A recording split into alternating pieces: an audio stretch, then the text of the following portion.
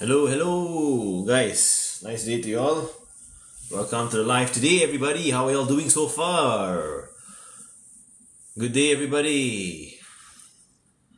A nice Wednesday evening to everyone. How are y'all doing? Friends, how's your paper one? Those who have just joined, how's your paper one? By the way, like and share. Okay, let's share this live so that more people can actually learn from today's. Wow, today is going to be really interesting, guys. We're going to share about paper 2, okay, which is tomorrow. But before that, share this live. Thank you very much. Okay, I'll give you 5 seconds. Okay, you try your best to share this live, okay? We're going to start in a while. 5, 4, 3, 2, 1. Okay, thank you so much, guys. Now, how was paper 1? How was paper 1, guys? Okay, you type options, okay? I'll give you 2 options. Number 1. I cooked the paper. Option 2. Alright, option 2 is this, okay? The paper cooked me. Which one is it? Option 1 or option 2, friends? Let me know, please.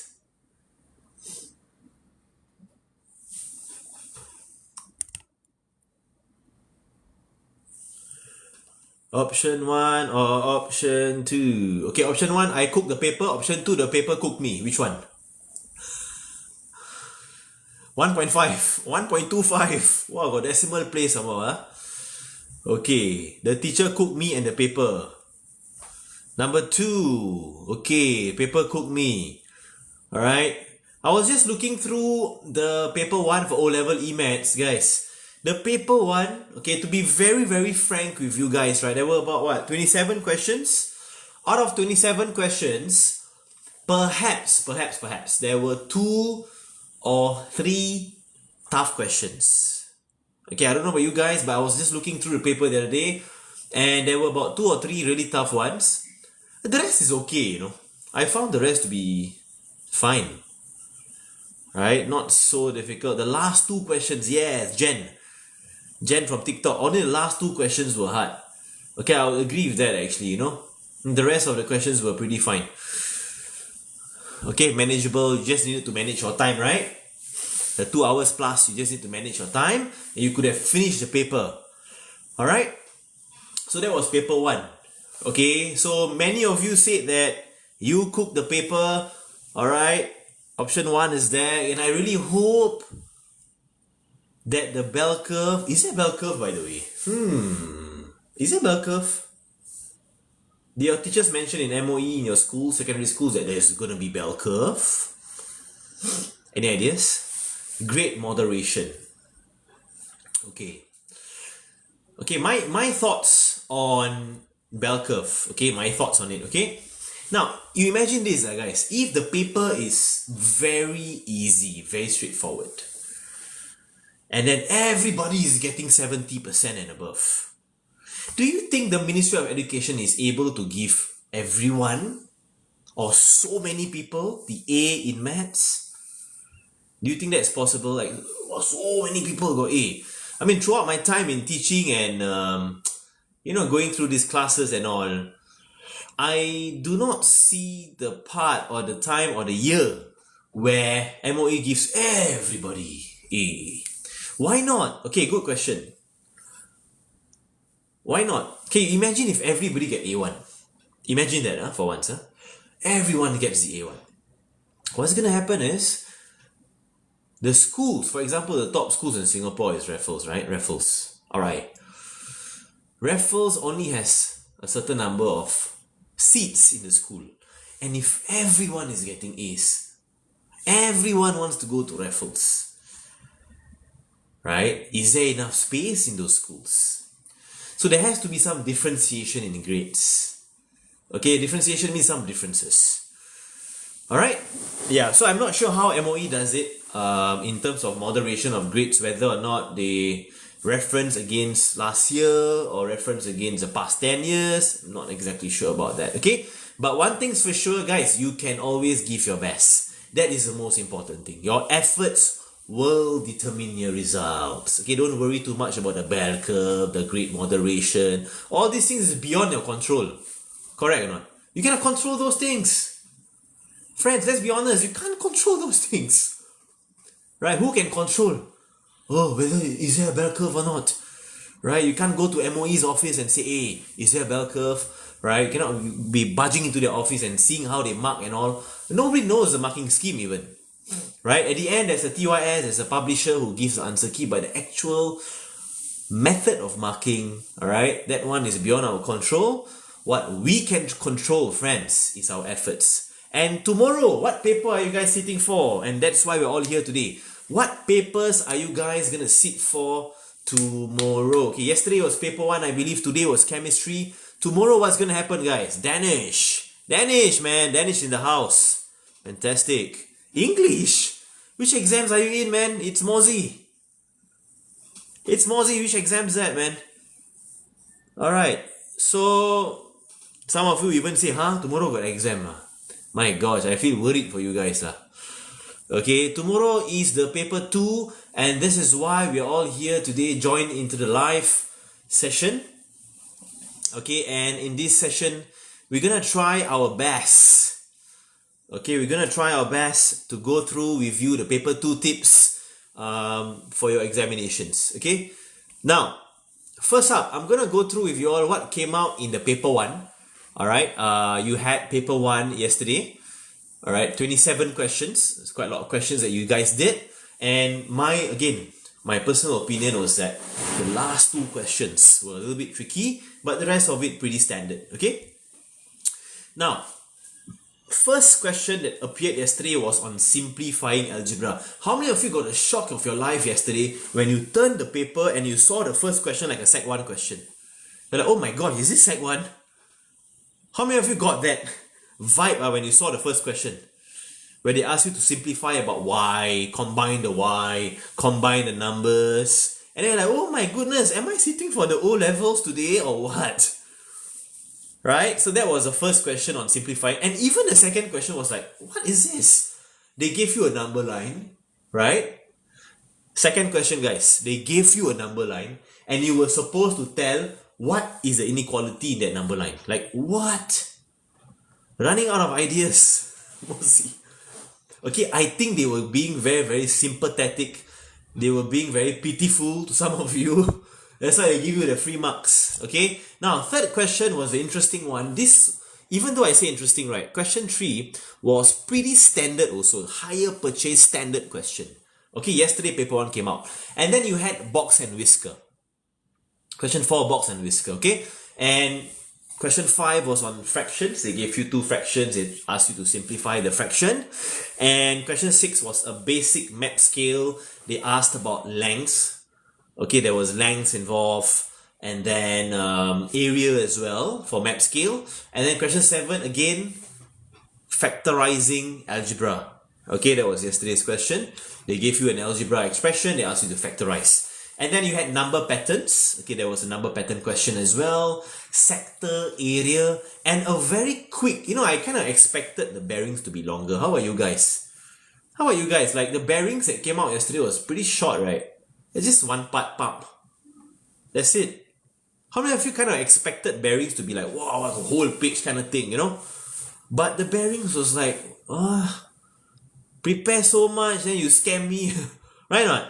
Very, very quick bearings question. There wasn't even like shortest distance or greatest angle of elevation. They didn't even test you that.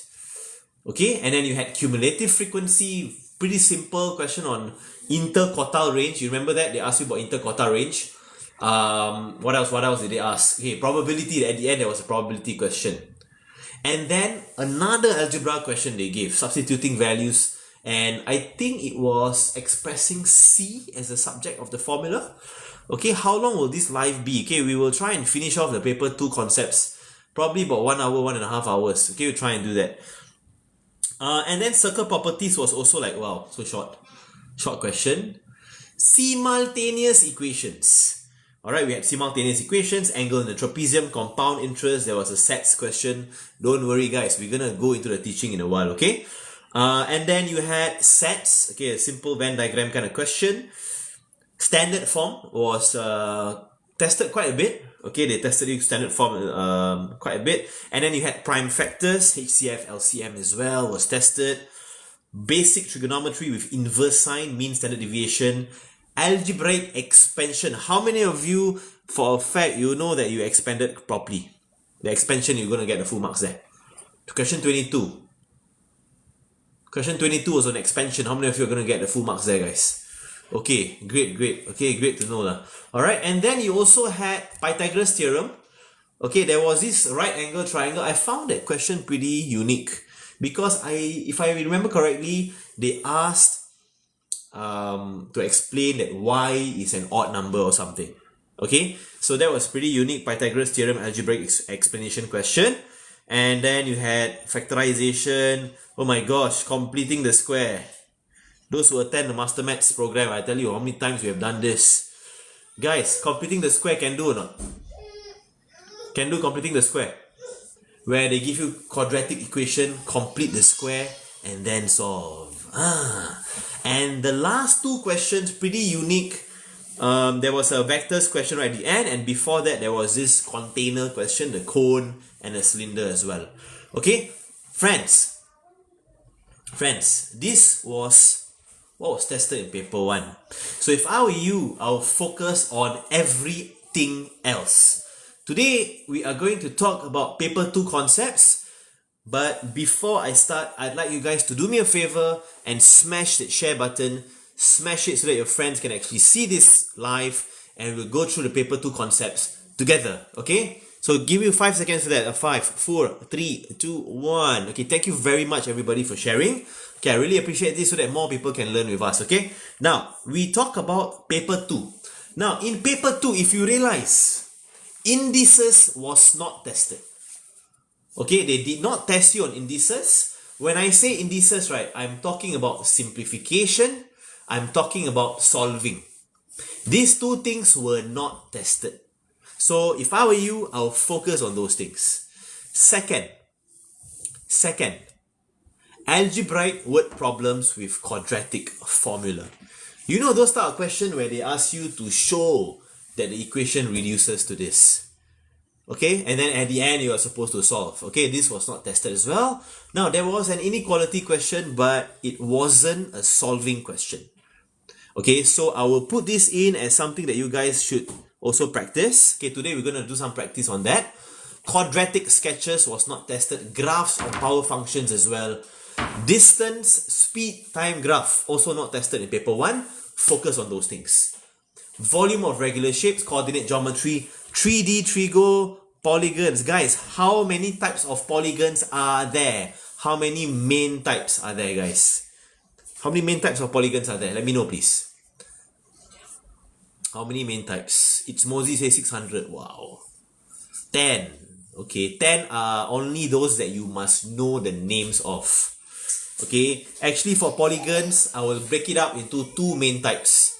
Okay, regular and irregular polygons. Later we will speak a little bit about this. Okay, now and then construction of perpendicular angle bisector. Guys, did this come out in your exams for paper 1? I do not think so. This come out or not? This one here, construction. Construction got come out? No. Okay, so they can test you. They can test you. Alright? Now, and then proving congruent and similar triangles. Vectors with coordinates, proportions. Ooh, proportions. Matrices, I tell you, matrices, you must score the marks there, man. Matrices is simple. Okay, when you multiply matrix, what is the order? Word problems for matrices. And I put here probability as well. So today in this live, we're going to try and cover as much as we can, okay, from all of this topic. Friends, if you are ready, smash the heart button. We are going to start the live for the paper 2 discussions. Thank you very much.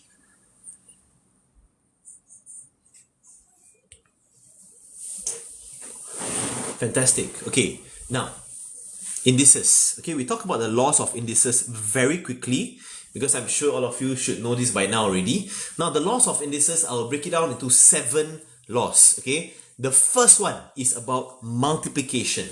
When you multiply your matrices, okay, when you multiply your matrices, you will have to add your powers.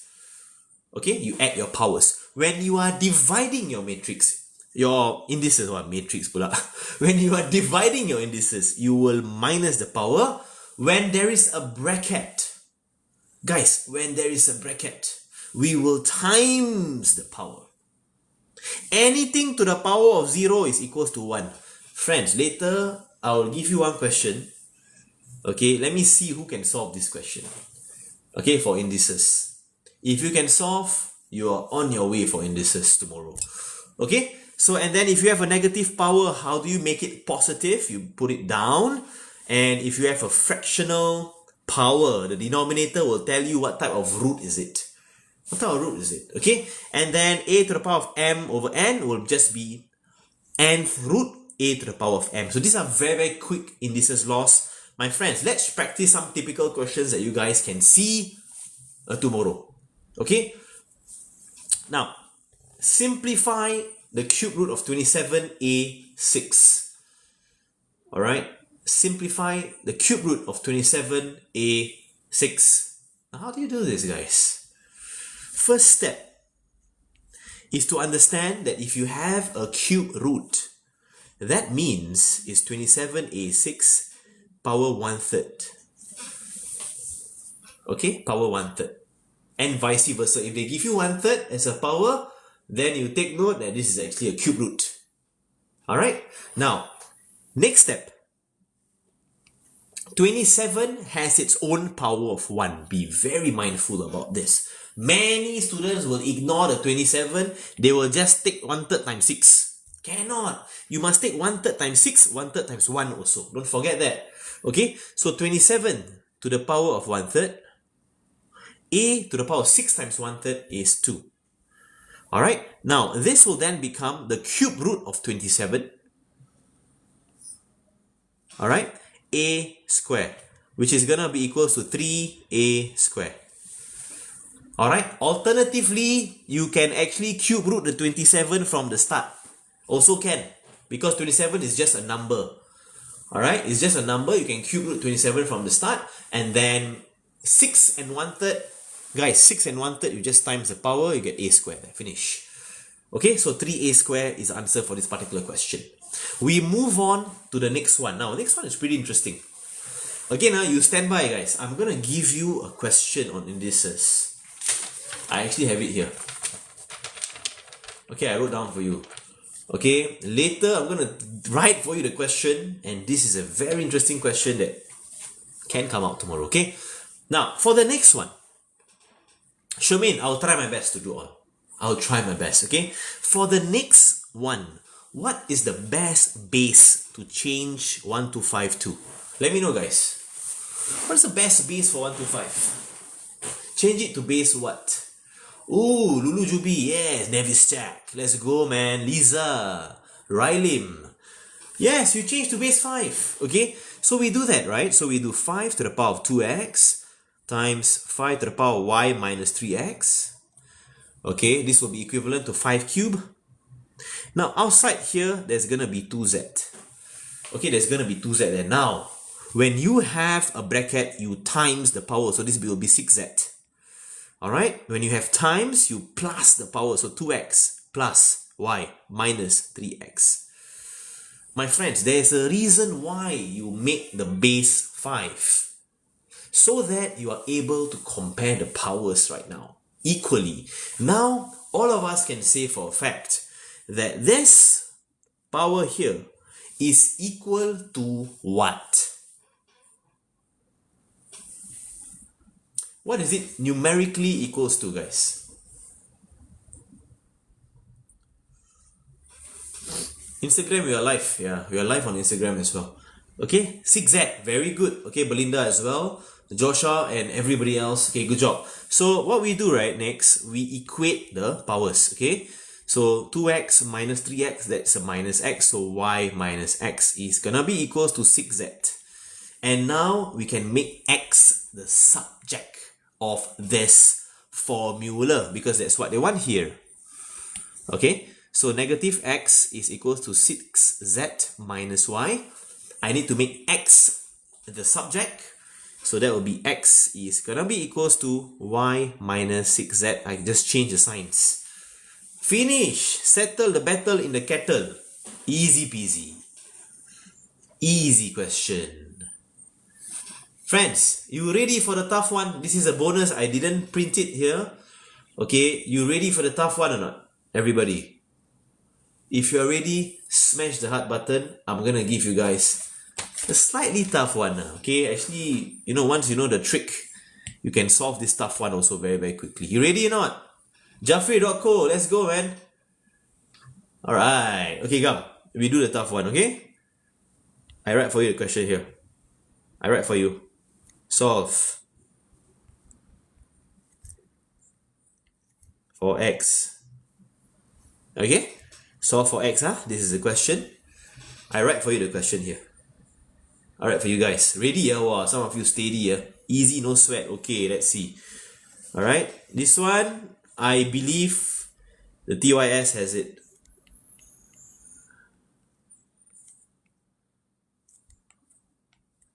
You try.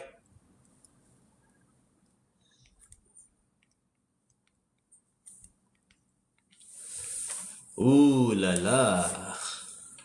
I believe the TYS has this question. Oh, some of you asking me to get out already. Okay, Nati said not that tough. Okay, let's see. Try your best. What in the world? Some of you are saying, what is this? Cooked. How many of you feel cooked after this? Don't worry. Don't worry, don't worry. Dennis, you understand the earlier part or not? You okay? Terbakar hampir sangat. How to start? One can... Yeah, son. Good job, man. Son, let's go. How? Can do or not, this one? No need formula sheet. Monchuti said this is light work. Okay. Medium rarity. Okay.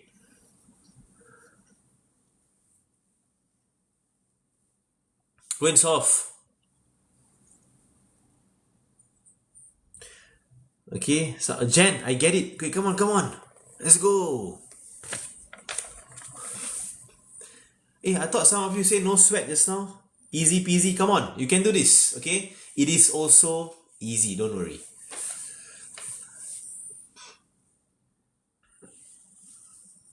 Mark, there's no need for that. This is even easier than you guys think.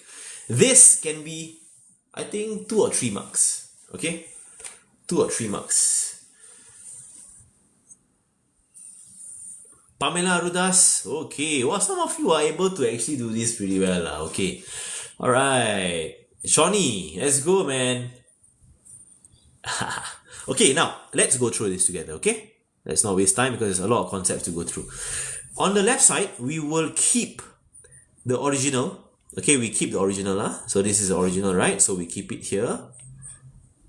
Power is 2x squared plus 7x minus 4. Equals to, ooh la la, equals to what? Equals to what? Now, the number 1 is a very nice number. Because anything to the power of 0 is the number 1. If you agree with me, smash the heart button, guys. Anything to the power of 0 is the number 1. Right? Which means that this can be literally anything to the power of 0. And that anything can follow the base of the left hand side. You understand? So, what you can do for that 1 there on the right hand side, guys, we can change the 1 into this base, right? Atrocious looking base here to the power of 0. We can do that. Okay? And that's what I'm going to do. X to the power 8 minus 4x4 plus 3 power 0. Isn't this just 1? Same thing, right? So now, I want all of you to let me know. What is this equals to then? The one I just highlighted. The one that Coach Irfan just highlighted. Risky, fantastic, man. Nice to see you. Now, we're going to do we're doing O-levels today. So if you want to prepare in advance, you can join, okay? Risky. Now, what is this highlighted portion equals to? Let me know, guys. The highlighted portion is equals to 0. Okay, now this then becomes a quadratic function that we can solve easily. Okay, easily we can solve this. Alright, so how do we solve this? That's where you got to use your factorization. You can use calculator as well to check. 2x squared minus 4, you get 2x and x here. Okay, and then positive 4 over here, minus 1, minus 2x over here, plus 8x. Minus x, not minus 2x. Okay, minus x plus 8x, that's a plus 7x. So there will be two factors, 2x minus 1, x plus 4 is 0. So from here, x is half, or x is negative 4. Guys, how many of you are going to cook the question tomorrow if it comes out like that? You're going to cook it, man. Alright. Okay, I'm very happy for that. Okay, now, some of you need much more challenging ones, okay? Cool. Okay, go and try your prelim papers, okay, your school practice papers. There's a lot of challenging questions there, okay? Now, if it comes out tomorrow, let's try and get this correct. Now, we move on to the next one. Now, also didn't come out was the algebraic word problems with quadratic formula. Okay, with quadratic formula. Now, this one here is the quadratic formula. You guys got to remember this, okay, because they love to ask you to put in the A, B, and C and solve. Okay, now we have a question on the swimming pool. Okay, let's read the question together.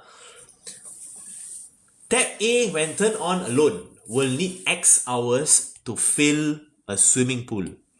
X hours to fill one, look at my finger here guys, one swimming pool, okay? Take note of that. Now, tap B, okay? Tap B when turned on alone will fill the pool 4 hours earlier than tap A. Write down in terms of X the fraction of the pool filled by tap A alone in 1 hour, and for B as well in 1 hour. Okay? So you think about it, friends. This is like a unitary question. Units. What you can do is you can say, oh, 1 whole represents X hours. You can write that down. Okay, when I say I fill the whole pool, it means when I say I fill up a swimming pool, it means this is 1 whole of it. You understand? This is 1 whole of it. Which means, right, 1 whole of the swimming pool, okay. Let's try and write that down, huh? Change color first. Okay, X hours. 1 whole for tab A. Okay, so this one can come out tomorrow, guys. Okay, the quadratic word problems. Okay, pretty important stuff here. All of these can come out now. So you're required to find in 1 hour what fraction of the pool can I fill up. How to do this question? This is algebra, yes, risky.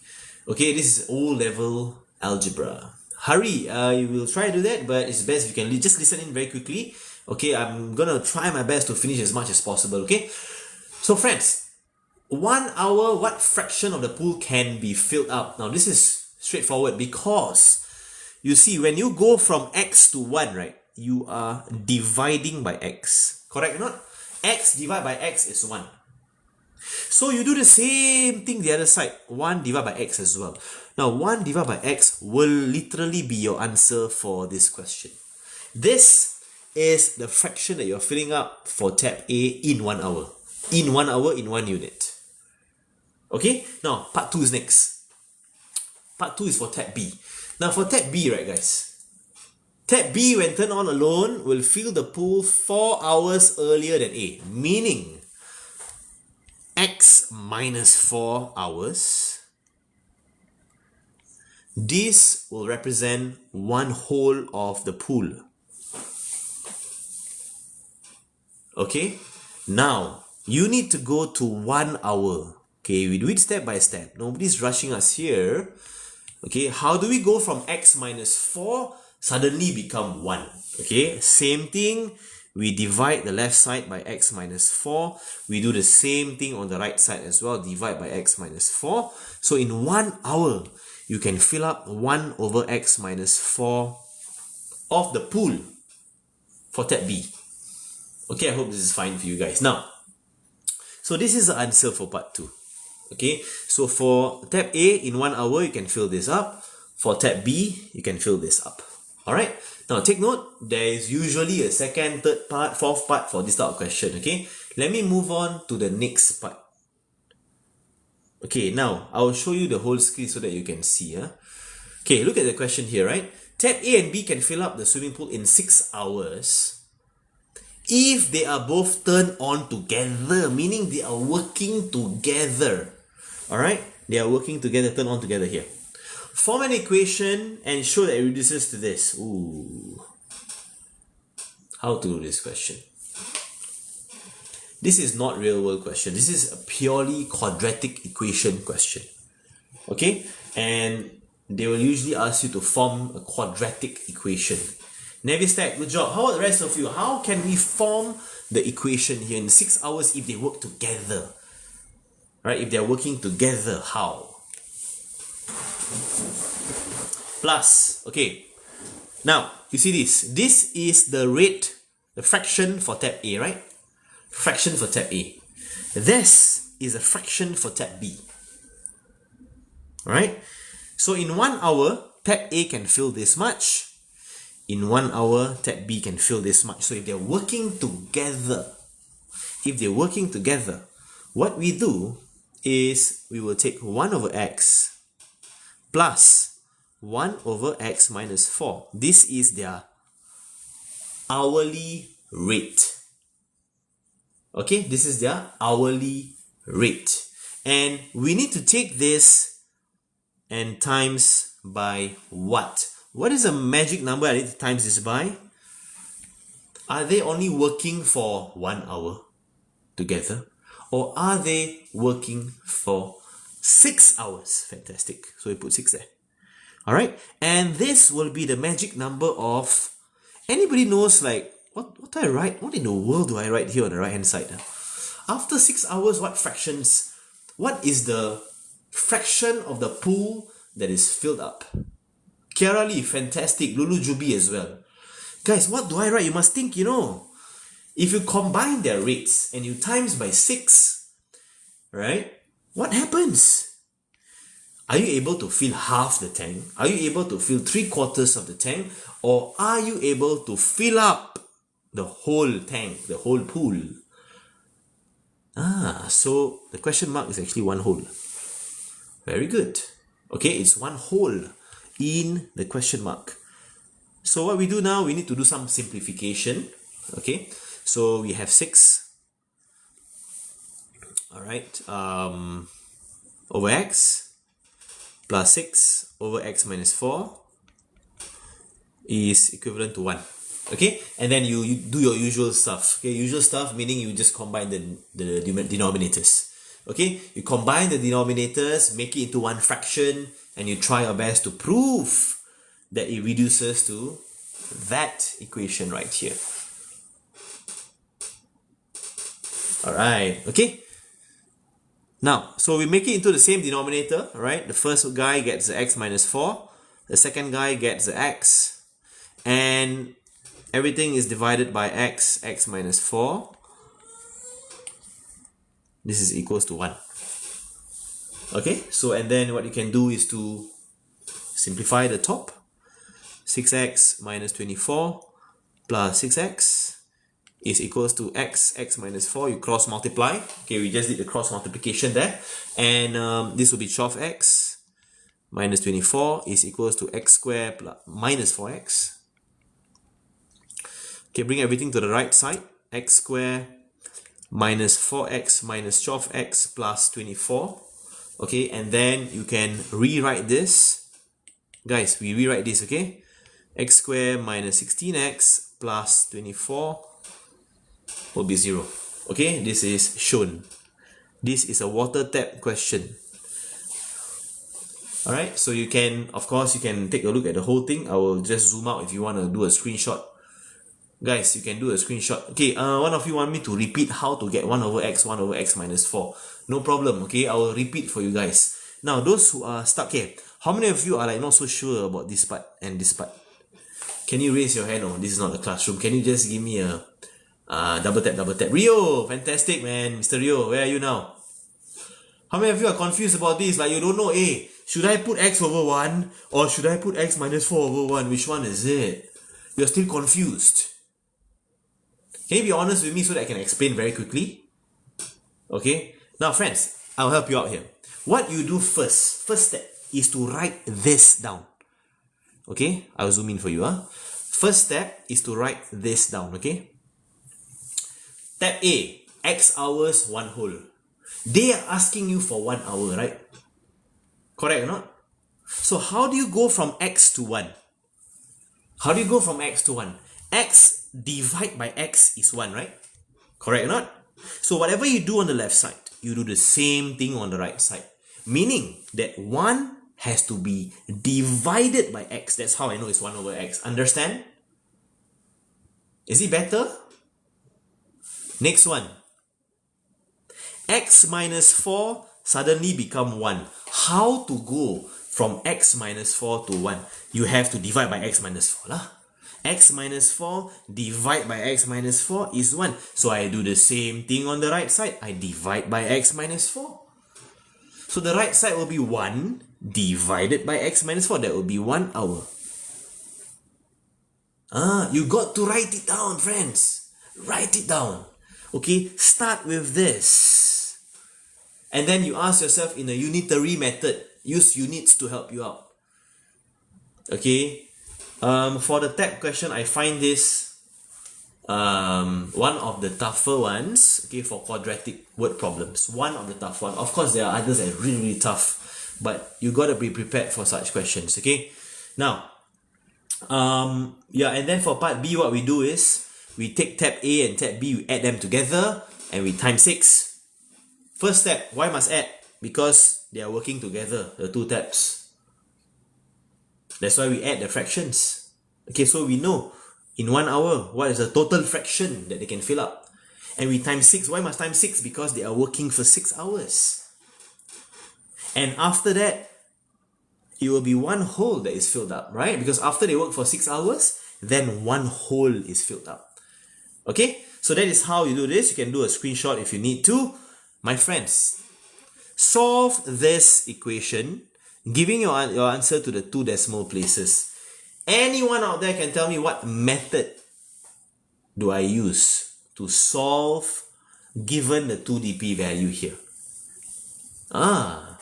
Guys, quadratic did not come out yesterday. Okay, so there is a chance that it can come out. There is a chance. Okay, yes, we use the formula. Alright, so let us use the formula right now. X is equals to negative b plus minus square root b square minus 4ac, everything divided by 2 of a. Okay, good. NA, good job, man. Okay, so x equals to positive 16 plus minus, okay, you go and do the calculation inside, it'll be 160 over 2. Okay, x will have 2 values, 14.32 or x will be 1.68. Okay, there will be 2 values for x, 2 decimal places. Okay, ask you a question. Some of you will be like, hey coach, must I reject anything or not? Yeah, Shad, good day, man. Okay, guys, must you reject anything? Must 2 dp, yes, must 2 dp ma. Here is 2 dp what? 2 dp. Not yet. Blackie, good point there. Not yet. Do not reject yet because they are merely asking you to solve. I didn't ask you for the time or the length or anything. I just asked you to solve. So you solve. You find x. Purida, mingpai ma. Samjai hai tu. Faham tak semua?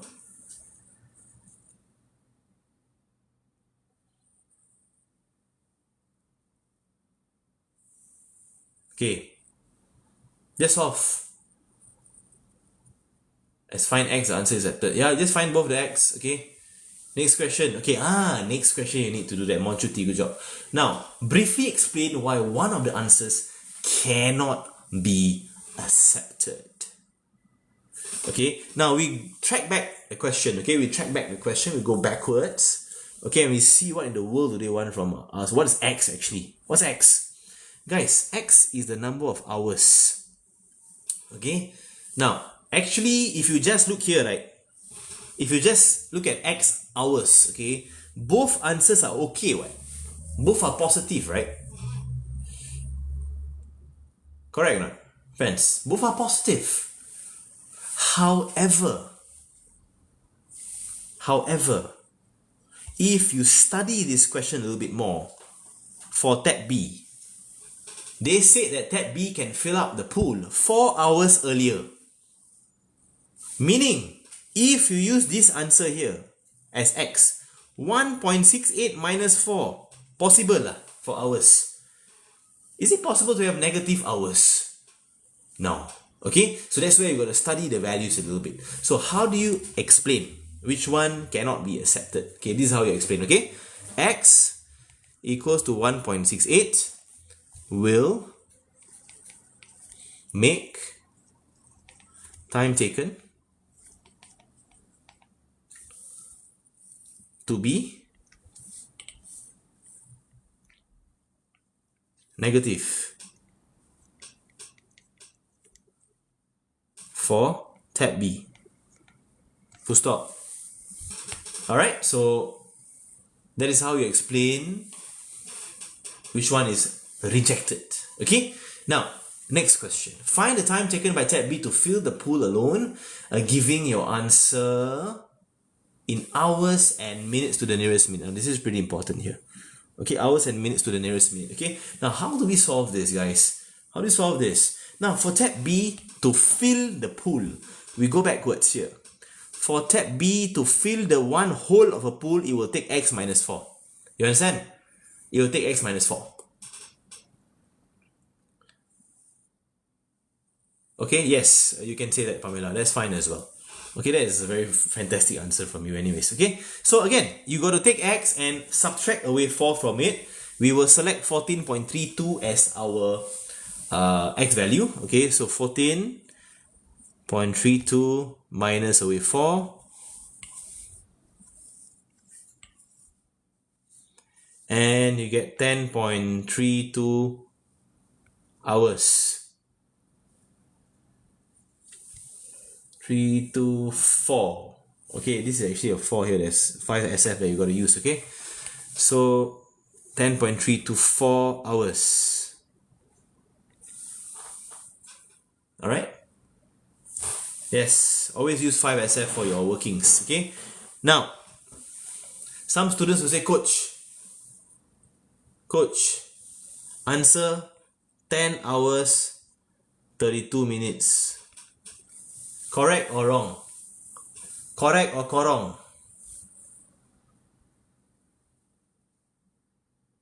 Can like that? Is it possible? 10 hours 32 minutes. Cannot be, friends. This is out. Okay, so instead of this, we gotta take 10 hours, 0.324, the remaining hours there, we will times by a magical number. Anyone can tell coach what is the magical number over here, the question mark? Let me know, please. What is the question mark right here? 60. Fantastic. Okay, so we take that times 60 minutes. Okay, so this will be 10 hours and 19 minutes. Okay, to the nearest minute. Can you just use calculator conversion? Yes, you can do that to check. Okay, to check you can use calculator, but this is important to show the examiner that you know how to convert your units. Okay, calculator is good of course, to check your answers. No, that's okay. Okay, now friends, that is all for the quadratic bit. Okay, so we have done some indices, some quadratic functions. Now, we're gonna go through some inequalities. Did they test you this in your paper 1? I thought I saw and they did not test. Did they ask you to solve linear inequalities? Solving? Please recommend a more difficult paper. Okay, did they ask to solve like this? Okay, the answer is no. Okay, so okay, those who want to copy, you can just copy this. Alright, just take a screenshot. Okay.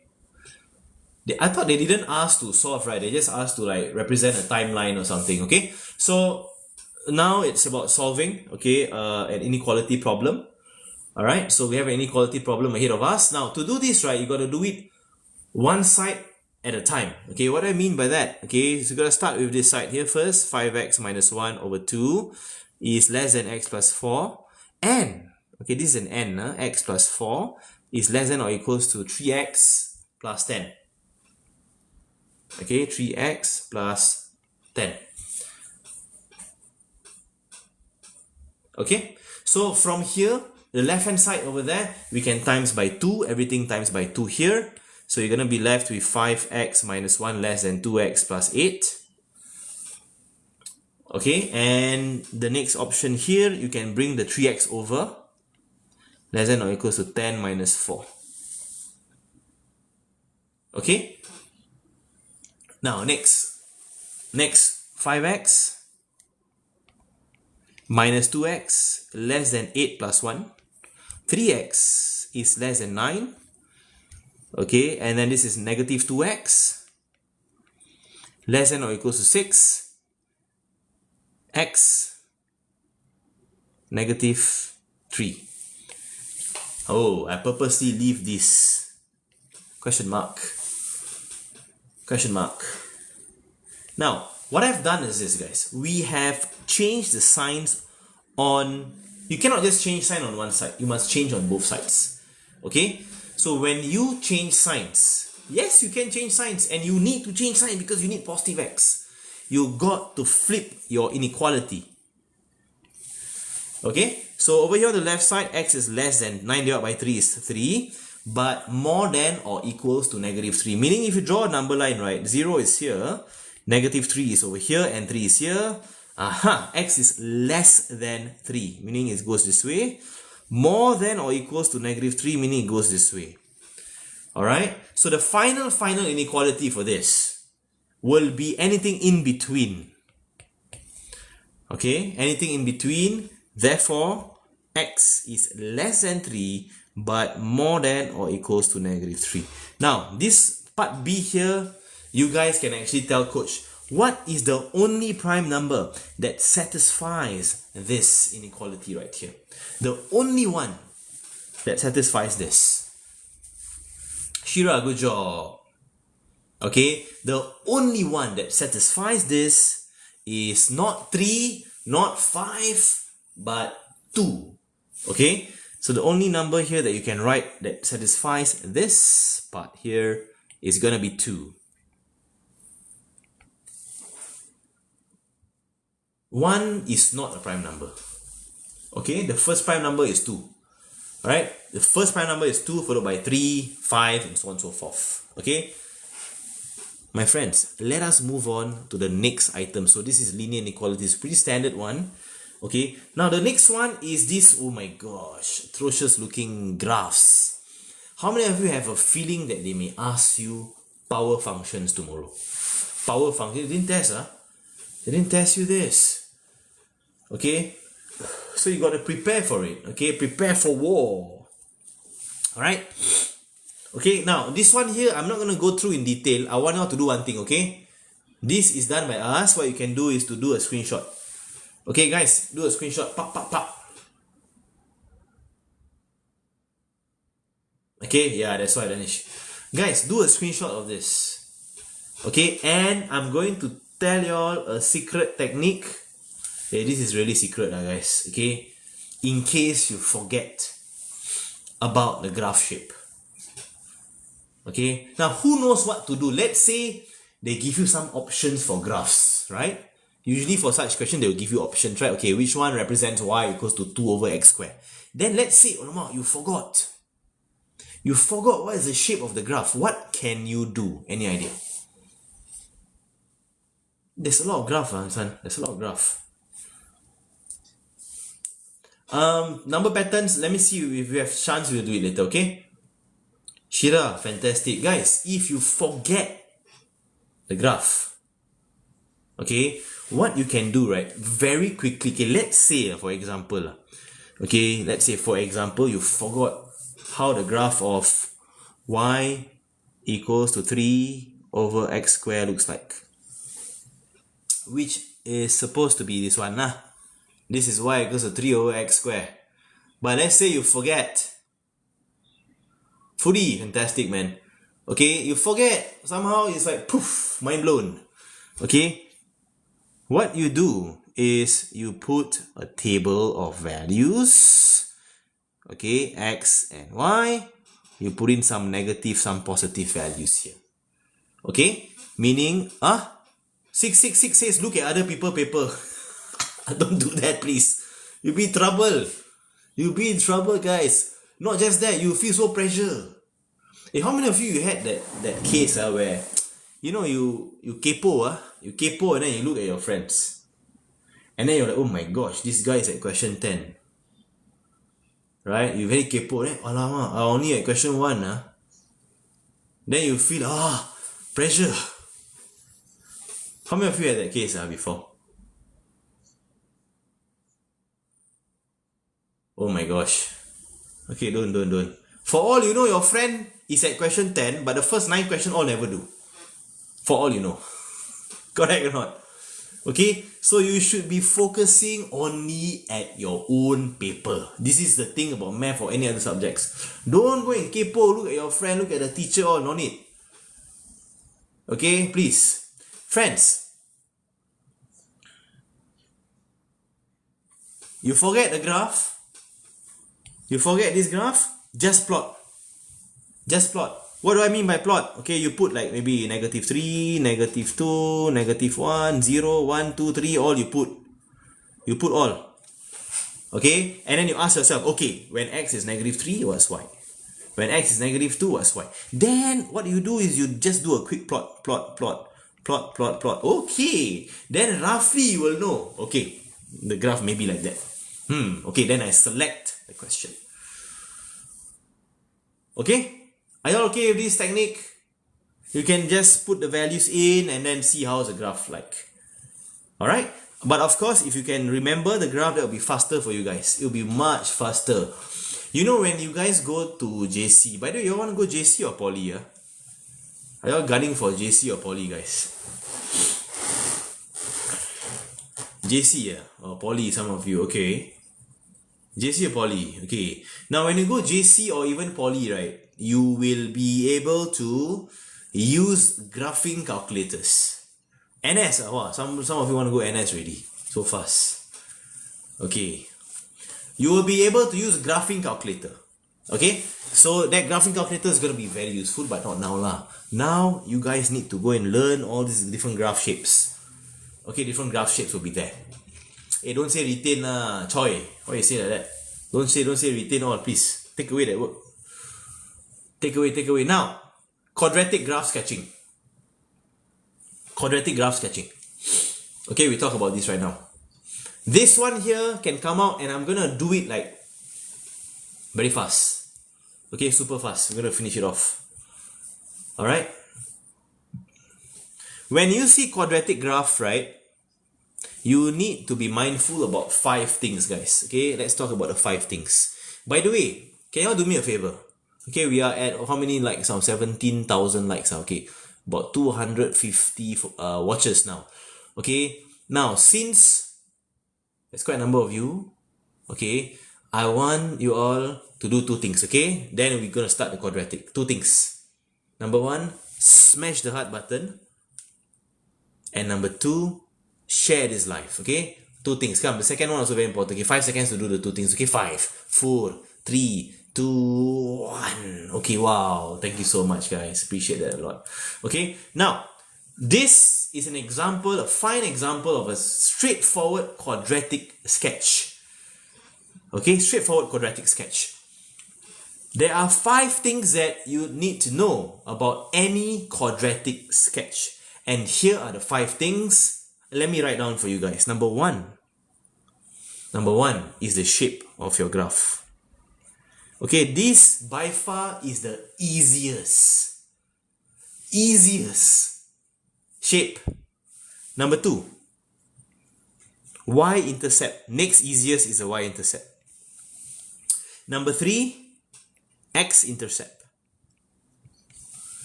Number 4 starts with t.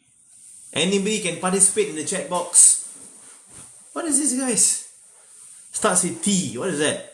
T. What is the third or the fourth thing you gotta know about any quadratic sketch? Jen, let's go, man. Let's go. Okay, so this is turning point. Okay, you got to know your turning point. And number 5, okay, this is when they ask, you can write down, you need to know how to write down the equation for the line of symmetry. Okay, so these 5 things are really, I tell you, this is like the bread and butter of quadratic sketches. The bread and butter of it, okay? Now, the shape, Jafri.co, Norazak, okay, those who are on IG, welcome as well. Those who are on TikTok, okay, let's try and do this. Now, friends, the 5 things. Shape. Shape, you look at the x square, when you expand this, it's gonna be positive x square, right? Why some of you say, Coach, this one is actually set face? It is because of the negative that is outside, right? So when you times the negative in, you're gonna get negative x squared, and this is gonna be a set face graph. So let me just sketch this out for you guys, okay? Now, y-intercept. Just remember this, y-intercept occurs when x is 0. Now I'm gonna do some revision for you guys, okay? If you have a line like this is a vertical line, huh? Guys, this is a vertical line, and let's say this is 5. What is the equation of this red vertical line? Let me know in the chat box, guys. What is the equation of the red vertical line? Anybody? Equation of the red vertical line. Fantastic. X equals 7, not y equals to 7. Friends, you know, along this line, y can change. Y can change to so many values, but x always remains the same. Okay, so that red line I've just drawn just now, this one here, let's say it's at 5. Okay, this will be x equals to 5. Okay, take note of that. Now, let's say over here is negative 2. I'm just giving you an example. Guys, don't worry about the question yet. Forget about the question first. Forget about it. Let's do some revision on lines first. I'm just doing with you all some revisions. How many likes needed in this life? Up to you guys, okay? Now, negative 2. Let's say you got a line like this. The equation for this line is x equals to negative 2. You understand? And let's say you got a line right smack on the y-axis. The equation is x equals to 0. And that is why your teachers always say, hey, y-intercept occurs when x is 0. Faham tak semua? You understand so far? 明白吗? புரியுதல்ல? Samjaya Do you all understand this? Okay, so let's erase this. We erase this. Okay, and we take note that on the y-intercept, x will have a value of 0. Which means, what is the y-intercept? You change all the x to 0, 0 like that. Okay, you change all the x to 0. So meaning, y will be equals to negative 0 minus 3. Y is equals to negative 0 minus 3 is negative 3. 0 plus 7 is 7. So y will be 21.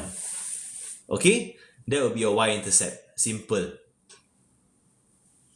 Okay, that will be your y-intercept. Let me just double confirm this. Double confirm. Okay, correct.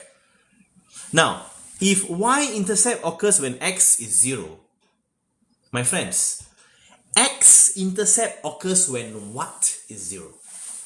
Come on, friends, we got to speed up because we got a lot of things to cover today. Let's go. If y-intercept occurs when x is 0, x-intercept occurs when? Poof, mind blown. Y is 0. Good job. What a revelation. Okay, so we have more space here. So y equals to 0. Now, bang. Let's find the x-intercepts. Negative x minus 3, x plus 7, everything will be 0 now. The whole thing is y. Y is 0. Tunggu soalan lain. Okay, cepat sikit. Come on, guys. Thank you, coach. Okay, friends, you focus first. What is the value of x, guys? This negative you can ignore. You can divide both sides by -1. The negative will pop, disappear. It will disappear. Poof. Just like O level is going to disappear very, very soon. In a few weeks' time. How many of you cannot wait for O levels to disappear? Double tap. Let's go to 50k first. How many of you can't wait for these O's to like disappear so that you can sleep for 20 hours per day? Double tap. Let's go to 50k, guys. Okay. Oh my gosh. 18 days left, or some of you counting down already. Okay, now. Okay, enough of the whacking the tabs. Okay, later y'all can like again. Now we focus first, okay? Now, x minus 3, x plus 7 is 0, x will be 3, or x will be -7. Okay, this will be your checkpoint. Now, tomorrow when you see sketching questions, quadratic sketching, take note of the 5 pointers. Take note, you write down at the side in pencil. 5 pointers, okay, shape, y-intercept, x-intercept, turning point, line of symmetry. Okay, so if you need an acronym to help you out, S, Y, X, T, L, sextile. You can't see that, huh? Wait, let me zoom in a bit. Guys, let's look at the acronym, guys. Sextile. You get what I mean? Just repeat to yourself. Sextile. S, Y, X, T, L. Okay, these are the 5 things to take note of for quadratic sketches. Okay? Now, so you have your x-intercept, you have your y-intercept, you have your shape. Okay? We are going to do the turning point as we sketch. Okay? As we sketch, we do the turning point. Okay? So hang on. Let me just push this down so that we have more space to sketch. Okay, hang on. Let's cut this way. Alright, I put this here. Zoom in a bit. This is my shape. This is my y-intercept. These are my x-intercepts. Okay? So, set face. Okay, don't worry, I'll give you some examples as well that you guys can take note of, okay? Now, we do a set face graph.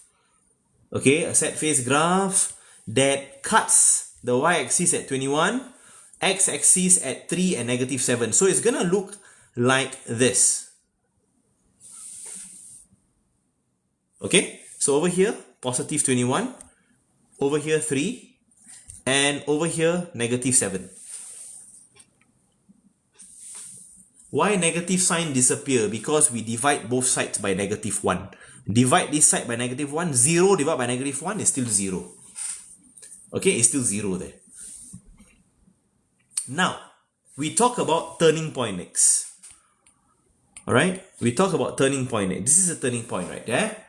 Okay, now the turning point will always be symmetrical, meaning quadratic equations are always symmetrical, okay? So this side is symmetrical. So the center here, I will put it as x. Okay, x is always the two x-intercepts added up together, divided by 2. Okay, always the case. So we have our two x-intercepts, -7 plus 3 divided by 2. So this will be -4 divided by 2, that will be -2. So over here, it will be -2. Understand so far? Now, once we have -2, right, we can find the y-coordinate of your turning point. We can find that. Now, anybody can tell coach, How in the world do I find the y-coordinate of the turning point? Once I have x, guys, this is a no-brainer, come on. No need to complete the square now, no need. We are very close to the y-coordinate here. How do I do that? Okay, we get x is -2, we pump it back here. Guys, can you sub in for me in the calculator? Can you sub for me? Take -2 and pump it here. Take -2 and pump it here.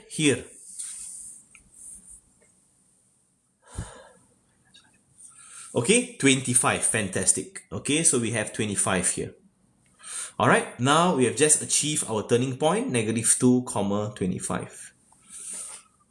Alright, and if you want, or if they ask for the line of symmetry, guys, the line of symmetry will always pass through your turning point. Meaning, this is a vertical line, this will be x -2, and don't forget to label your graph as well. Y is equals to negative bracket x minus 3, x plus 7. Okay, so with that, we have completed the sextile. Okay, SYXTL. Done. How do we get 21? That one is the y-intercept. We change x to 0. Okay, we change x to 0. If never label, minus marks. Yes, please label your graphs always. Okay, now guys, hang on for a while, okay? Because there's more to come in this life.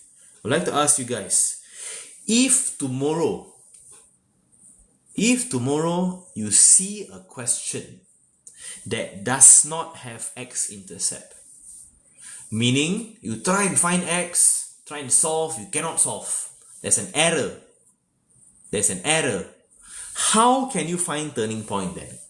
Again, this method I've shown you all is using the middle of your x-intercepts, right? Correct or not? This method is using, but let's say got no x-intercept, how?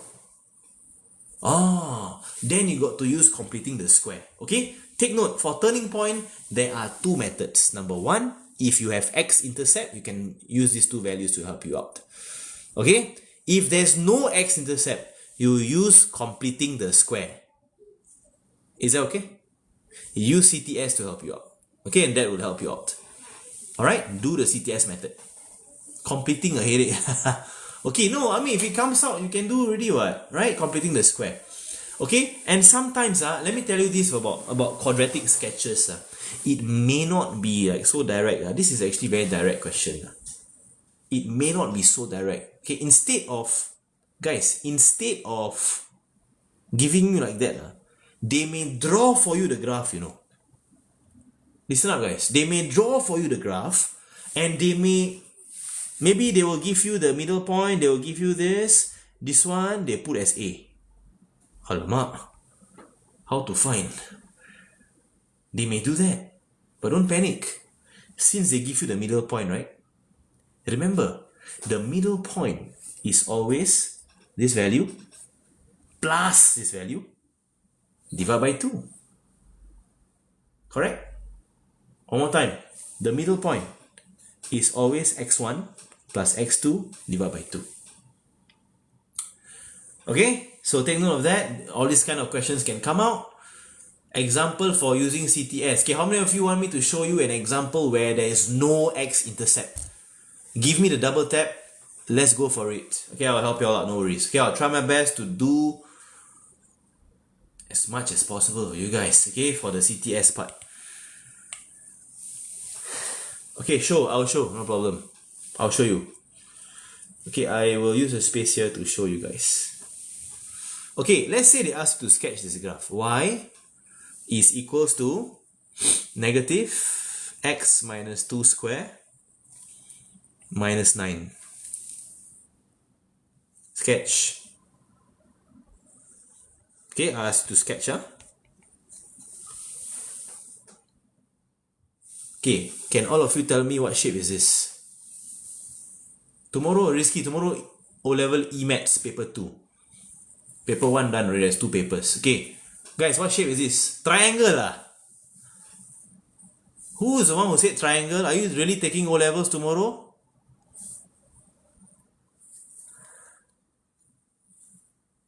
Is it a triangle shape? Alamak.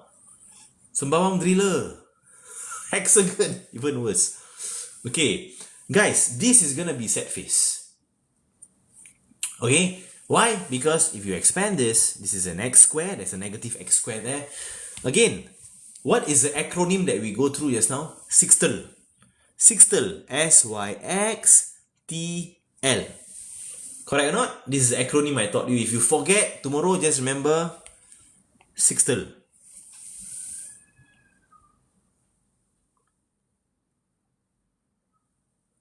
S. Shape. Wow. Ellie already give summary for everybody. Super. Okay. S is shape. Y is y-intercept. X is x-intercept. T is turning point. Turning point.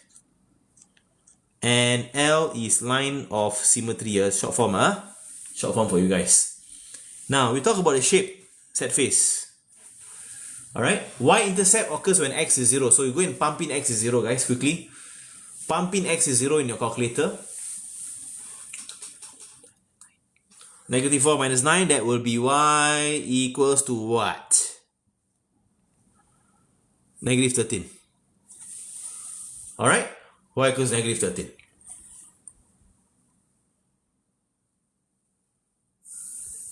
Okay, Hassan, no problem, man. Guys, focus, guys. Okay, come on. Let's go. Now, give me a double tap if you know how to get negative 13. You know how to get negative 13 not? Tomorrow O-levels, man. Come on. Let's go. Go for the A1. Okay, good. Now, x-intercept. We talk about x-intercept. This is a problem now for us. Problem. I'll tell you why it's a problem.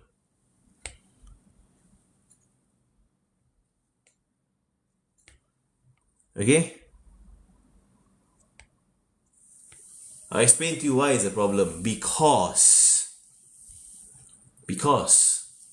y-intercept occurs when x is 0. No, this is no problem, right? Y is negative 13. But x-intercept occurs when y is 0. So, now let's try and solve for x now. Negative x minus 2 square minus 9 equals to 0. Okay? And then negative x minus 2 square equals to 9. And then you times negative on both sides. You times negative on both sides. X minus 2 square equals to negative 9. And to remove the square, you must do square root. Okay? You must do a square root plus minus square root negative 9. Can you square root a negative 9?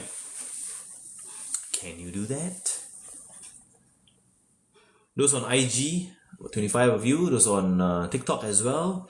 Can you square root a negative number? The answer is no. Some of you, despite cannot or not being able to square root negative 9, you will just, never mind, just close one eye. Just change this to positive. How many of you are guilty of that? Guys, how many of you are guilty of this? Like, oh, I cannot square root negative 9.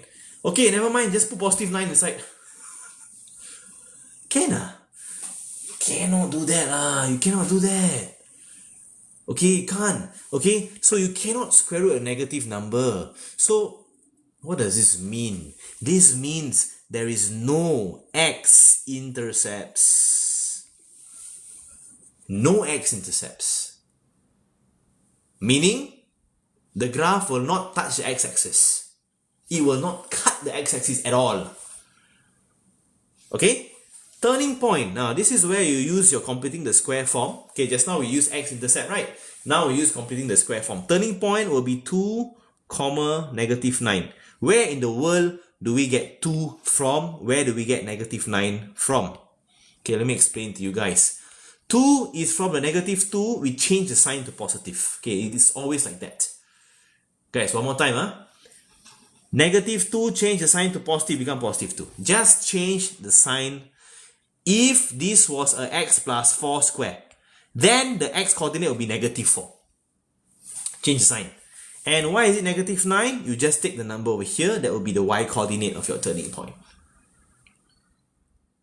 Okay? Or alternatively, just equate this to 0. X minus 2 equate to 0. You can find x is 2 ma. X is 2, you put it here.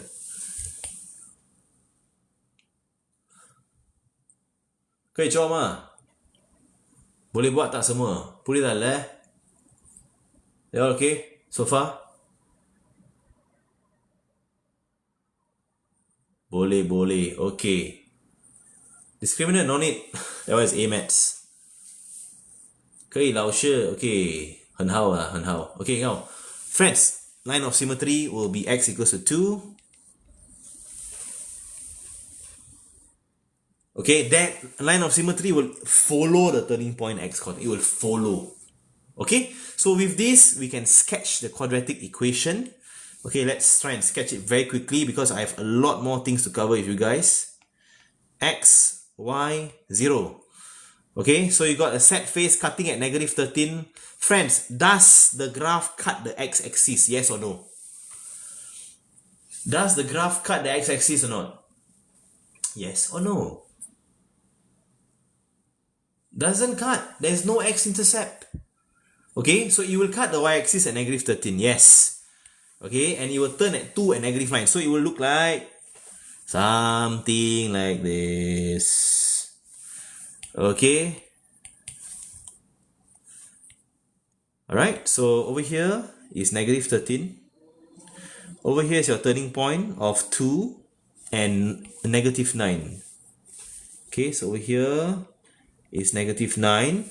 And you label your graph, y is equals to negative bracket x minus 2 square minus 9. Okay, this is the origin here. You can put the O here. Okay, friends, we are done with this quadratic sketches. Now we move to distance speed time graph. Come. We move to the DST graphs. Okay. How many of you feel that this can come out tomorrow? This one here.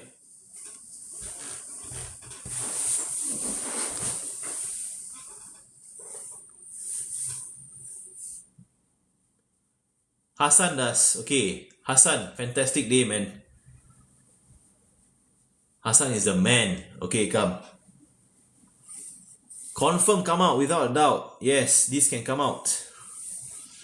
By the way, I look at this, I feel worried lah. What is this? Retard. Better pronounce properly, Friends, you should pronounce this properly. Okay, and what does this mean, by the way? Do you know? Do you know what's retardation? In physics we trust. Let's go. What is retardation? Retardation is not what some of you may be feeling or thinking. Okay, retardation is deceleration. Brian Tan, I'll try to do that as well on our Telegram channel. Okay, try and do that for you guys.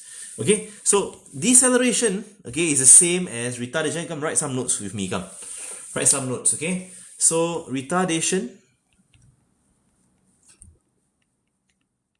is the same as deceleration. Is the same as negative acceleration. Short form. Okay, if the Angmo tomorrow asks you, what is retardation? Okay, you never seen the word before? Don't panic. It's just the same as deceleration. Okay?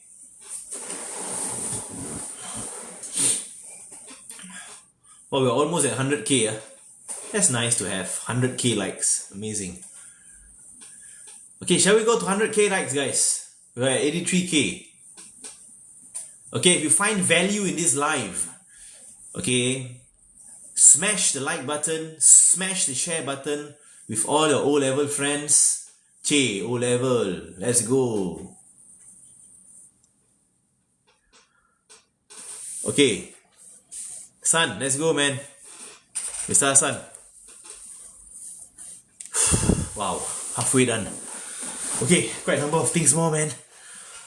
Am I really going to complete this today? Guys, do you want me to finish this today? We have a lot of pages, 20 plus pages. What time are you guys sleeping? No need to sleep tonight. Just go through the harder ones. Okay. Okay, can. Wow, some of you not sleeping. Don't you must sleep, You must sleep. Friends, without sleeping is very challenging. Okay. Now, I need to start already, okay? Now, calculate the retardation of the car when time is 13 seconds. Now, I'm going to zoom in a little bit. Retardation at 13 seconds. Now, let's try and do this together. So we trace upwards. Okay, we trace upwards and we start to panic already. Oh my gosh. At 13 seconds, what is the speed? You do not need to know the speed at 13 seconds for now, because retardation is negative of acceleration, and the beauty of this is acceleration is basically the gradient of the speed time graph. Speed time. Full stop. Okay? So as long as your point lies on that line, you can take the gradient of the line. You don't need to go and find what is the speed. No need. You can find just the gradient, because they want the gradient of this line. That's what they want. Guys, let's backtrack a bit. They want the retardation at 13 seconds. Okay, no problem. Like I said, retardation is related to the gradient. Right? Do you have the gradient of the line? Yes, we can find. Once you find the gradient, that will be the acceleration. Once you find the acceleration, you negative that, that will be your answer already. Champion, you win. W for you. How many of you want to W tomorrow, man? Double tap, double tap. You want a W, you want to just get this done and over with. Okay? Fantastic. Let's go, man. Okay, part A. Retardation. Then, let's go, man. Okay? Gradient. Okay, this will be 10 and 15. This will be 20 and 10. Okay, so we can do y2 minus y1 over x2 minus x1. Alright, so we do that. y2 minus y1 over 15 minus, let me just confirm the coordinates. So this is 10 and 15, this is 20 and 10. Okay, so y2 minus y1 over x2 minus x1. Okay, so this will be 5 over negative 10, negative half. Okay, negative half. Alright, so acceleration is negative half. Guys, let me know in the chat box, what is the deceleration for this particular object? Is it negative half or is it negative of that? Roy Lee, good job. Navy Stack as well. Okay, now, so we can find the deceleration right now, everybody. So let's do that. Deceleration, or you can say retardation, is just negative half. Okay, and that will be equals to half meters per second square. Okay, now we move on to part B next. Okay, I need to speed up already. Cannot really. Taking up too much time. Alright, so we got the retardation, okay, of half meters per second square. Now we go to part B. Find the speed of the car when time is 13. Okay, now what you do is this, guys, go back to the diagram. Okay, all of us go back to the diagram. This point here, right, I want to know what is the speed. I want to know what is the speed, okay? Now, how to find the speed at this point? Very simple. Because we have the gradient of this red line, which is negative half. We can use this point to help us out. Now, this is 13, let's let the speed be V. Speed is V. Okay? Now, friends, we use these 2 points and we find the gradient of negative half as well. Okay? So, let's again find the gradient. Okay, the gradient is negative half, by the way. How do we find the gradient now, guys? We use this point and this point. Okay, these 2 points we try and use. Okay, so y2 minus y1. Let's try and do that. V minus 15 over x2 minus x1, that would be negative half. Okay, now this becomes an algebra problem, which means you just need to find v. Okay, you just need to find the v, and we can do that by simplifying the bottom first. So this will be 3 equals to negative half. Okay, all of us, let's try and find v right now. V minus 15 is equals to negative 1.5. V is equals to 15 minus 1.5. V is equals to 13.5. Finish. Meters per second.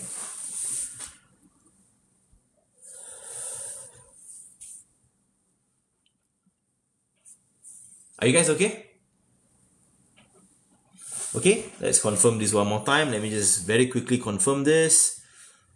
Okay, so you want to find the speed. Okay, v minus 15, 13 minus 10 equals to negative half, which is the gradient.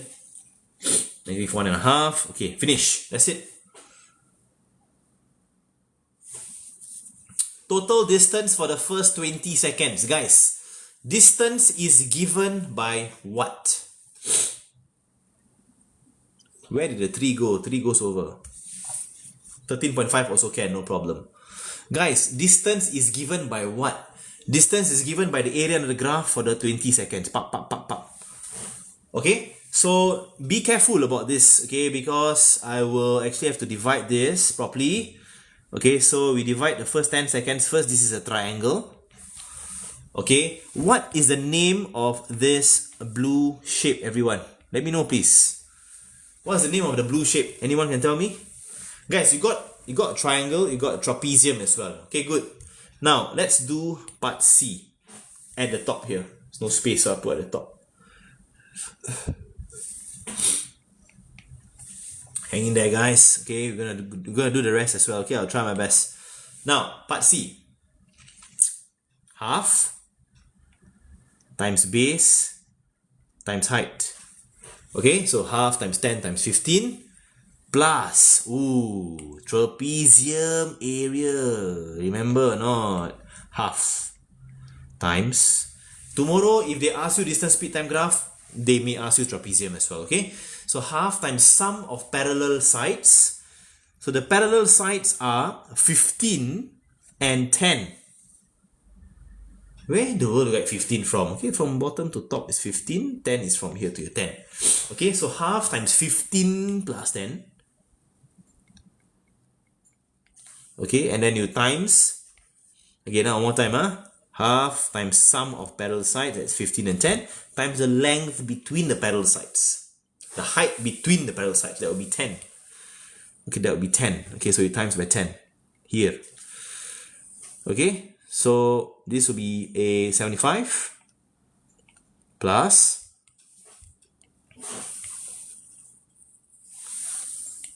125. Final answer, 200 meters.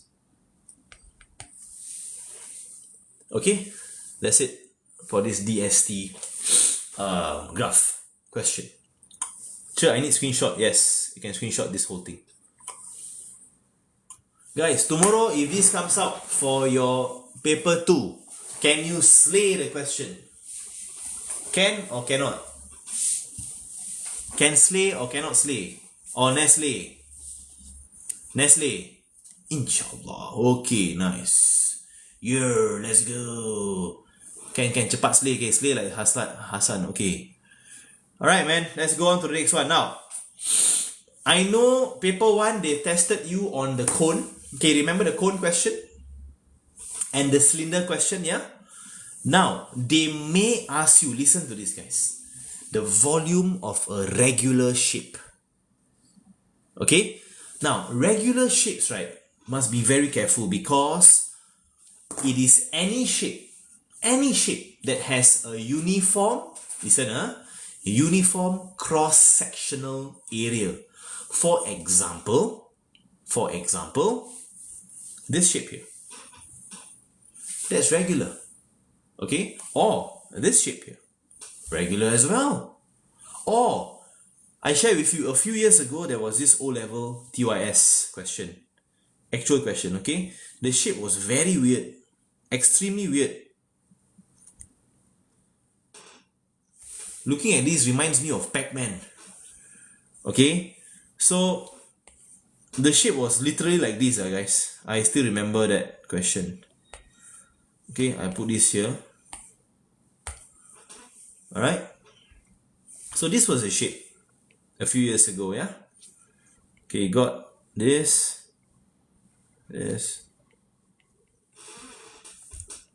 My gosh, what in the world is this, man? Wow. Then some students like, what in the world?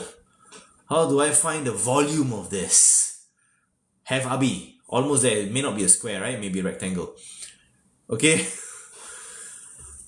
Guys, this is regular shape because, how to know regular shape? Because the cross section repeats all the way. It's like a pipe.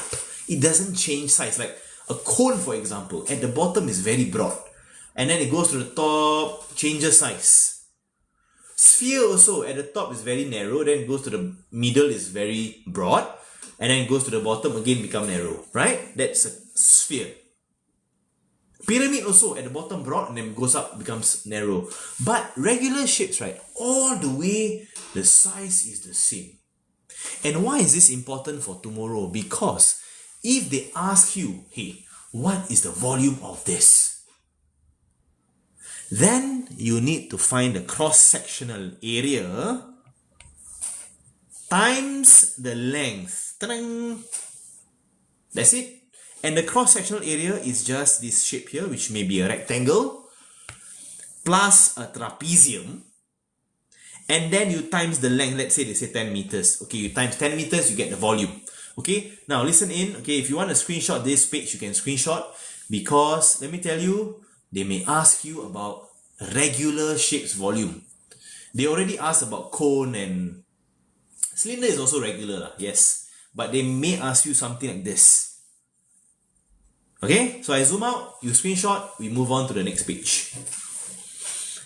Are y'all still there with me or half asleep?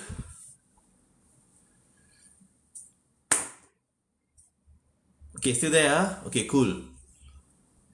2x speed cepat. Okay.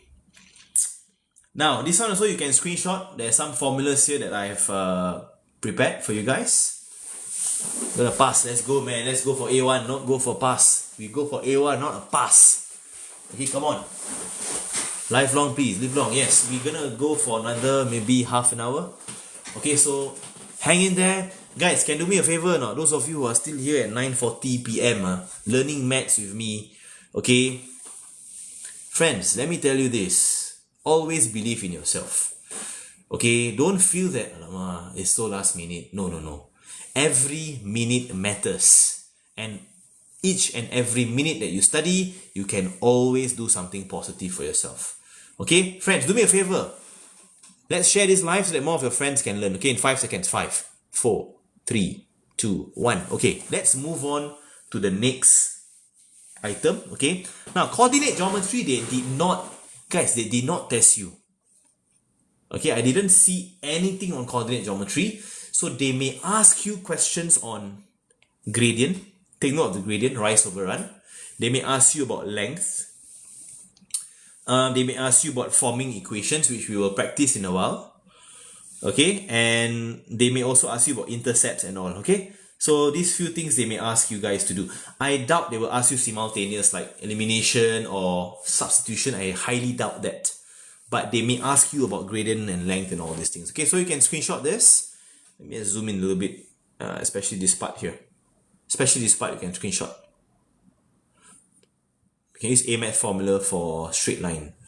Y equals mx plus c. Yes, of course, you can use y equals mx plus c. That's a general formula even for E.Maths. Okay, now let's try and do this question.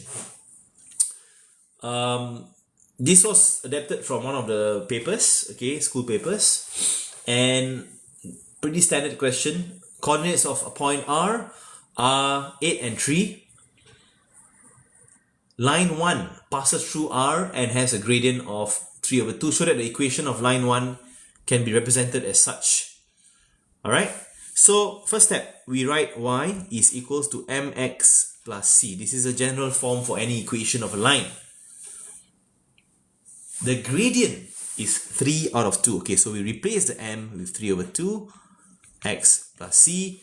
And since it passes through 8 and 3, we can sub in 8 and 3. So that's what we're going to do. Sub in 8 and 3. Okay, so when we sub in 8 and 3, we will get 3 is equals to 3 out of 2 times 8 plus c. Okay, we will get that. Alright, so divide by 2, this is a 4. Okay, 4 times 3 is 12, so 3 minus 12 is equals to c. C is negative 9. Okay, therefore,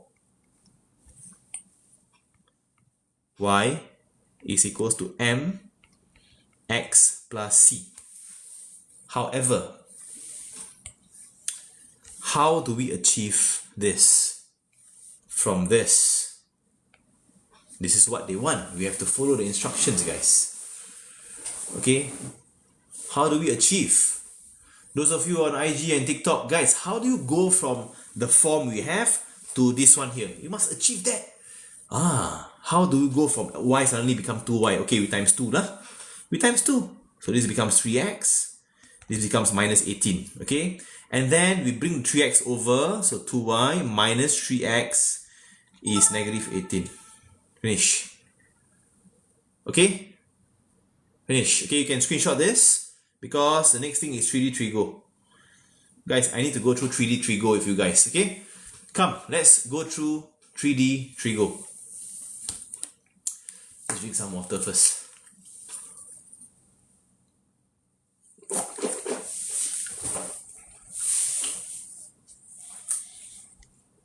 Yeah, we're gonna go through proportions in a while.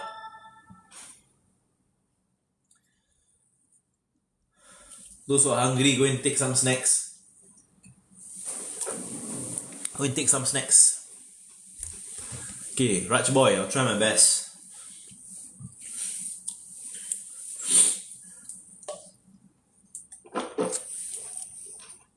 How many of you gunning for A1 or A2? 2.5x speed now. Okay. Alright, all the best to you guys. Okay, all the best guys. Okay, those who are gunning for A1, A2, all the best. Alright, will vectors come out again? I believe there may be a chance for it to come out again. There may be a chance for it, okay? Now, we talk about 3D trigonometry right now. Okay, all of you, you can read the question first. And then we're going to go through in a while. Okay? I need to speed up, man. Okay, how many of you feel that like 3D Trigo, high chance can come out? Very high chance, huh?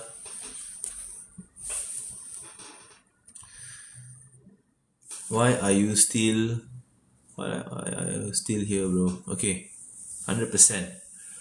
Okay, so this one, very, very high chance it can come out. Now, first question, find the length of AC.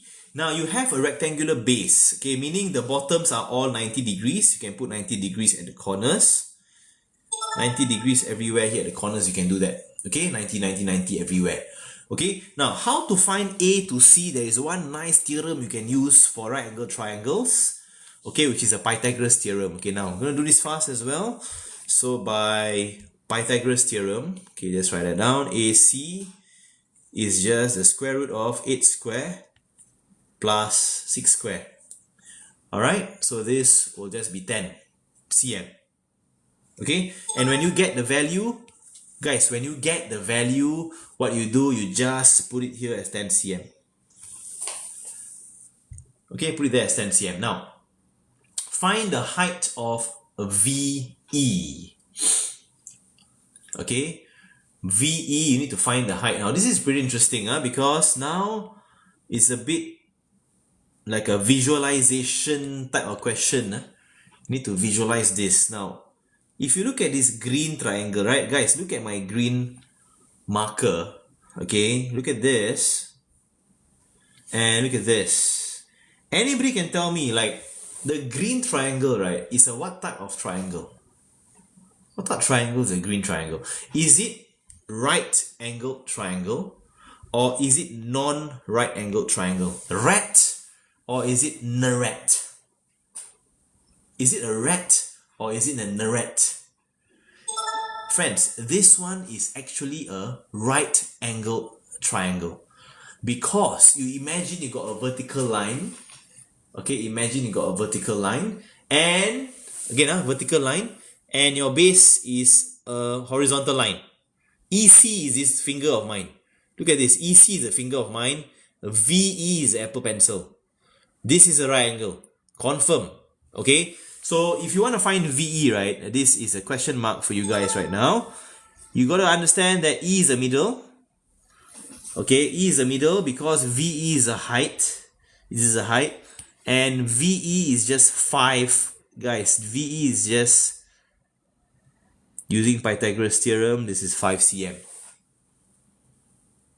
Okay, this is just 5 cm. So meaning for part B, right, you can use Pythagoras theorem. VE is equivalent to the square root of 13 square minus 5 square. And that will be 12. That will be 12 cm. Okay, so we put 12 cm over here.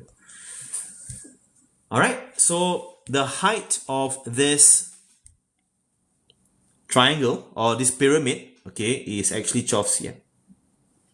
Take note of this triangle over there. Okay? Why minus? Okay, because this is Pythagoras theorem, right? Pythagoras theorem, you got 13 here, you got 5 here. Okay, 13 is a hypotenuse, that's why. Why is it 5? Because the whole thing is 10. The whole thing is 10. This is the middle because VE is a height. So E has to be in the middle. Right? 10 divided by 2. Now, friends, part C is very, very interesting. Okay, let's look at part C now. Okay, you all look at it first for part C. Look at it.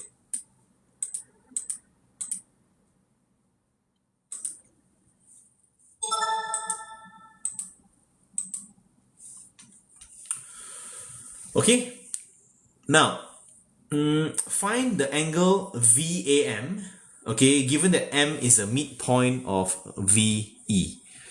Let me just draw this in black color. So this is M here. Okay, over here is M. And we want to find VAM. Draw a dotted line. Okay, we want to find VAM. This is the angle we want to find. Let's label it as angle X.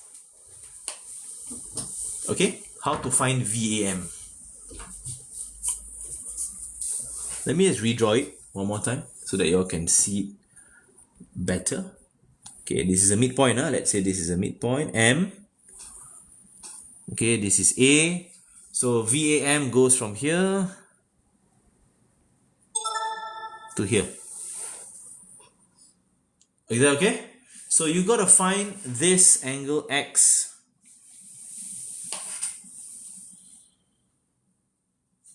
Okay? By the way, what type of triangle is this? Can you let me know? This one here? The red angle, the red triangle. What type of triangle is this? Now this is a bit tricky, this question. What type of triangle is the red one? Right angle triangle. Okay, it's a right angle triangle, and I'm going to redraw the right angle triangle for everybody.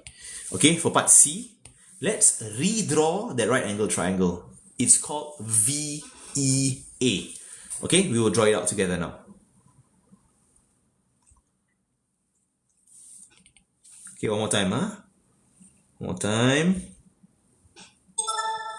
This is V, this is E, and this is A.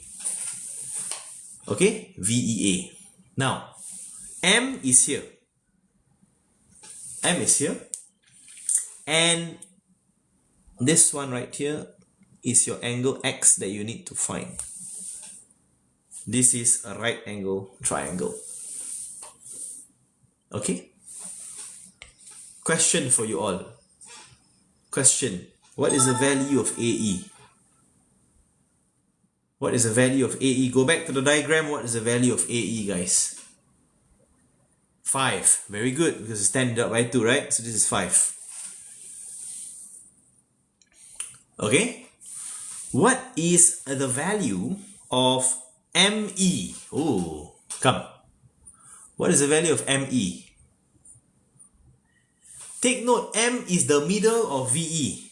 It's the middle. So ME is what? Guys, ME is what? 6. This is 6. This one also 6. Right? How do we find x? X is VAM. Not very difficult, right? It's not very difficult because you got a right angle triangle. Okay? You got a right angle triangle. So, I'll give you some time to think first how to do this. Okay? Now, how do we find angle x? You do not have to use sine rule. You can, but there's no need to.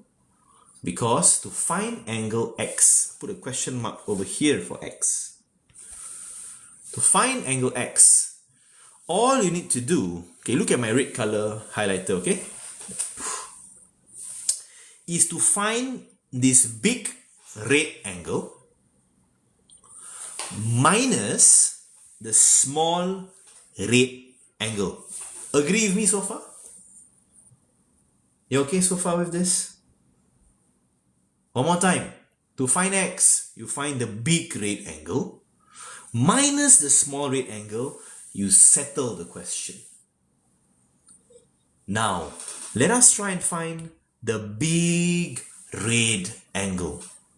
Here, we label this as perhaps angle y. Okay, how to find angle y? Not very difficult because we have the opposite length, which is 12. We have the adjacent length, which is 5. Toa can be used. Am I right? You can use tangent. Toa, opposite upon adjacent. So tan y is equals to 12 over 5.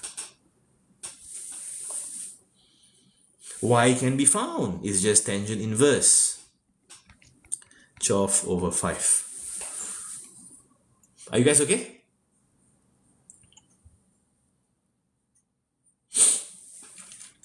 Those who cannot see the right angle triangle, I'll explain to you guys again. Now friends, the next thing to take note of is the small angle over here. Let's label it as theta. Okay, let's label that as theta. Now, to find theta, simple.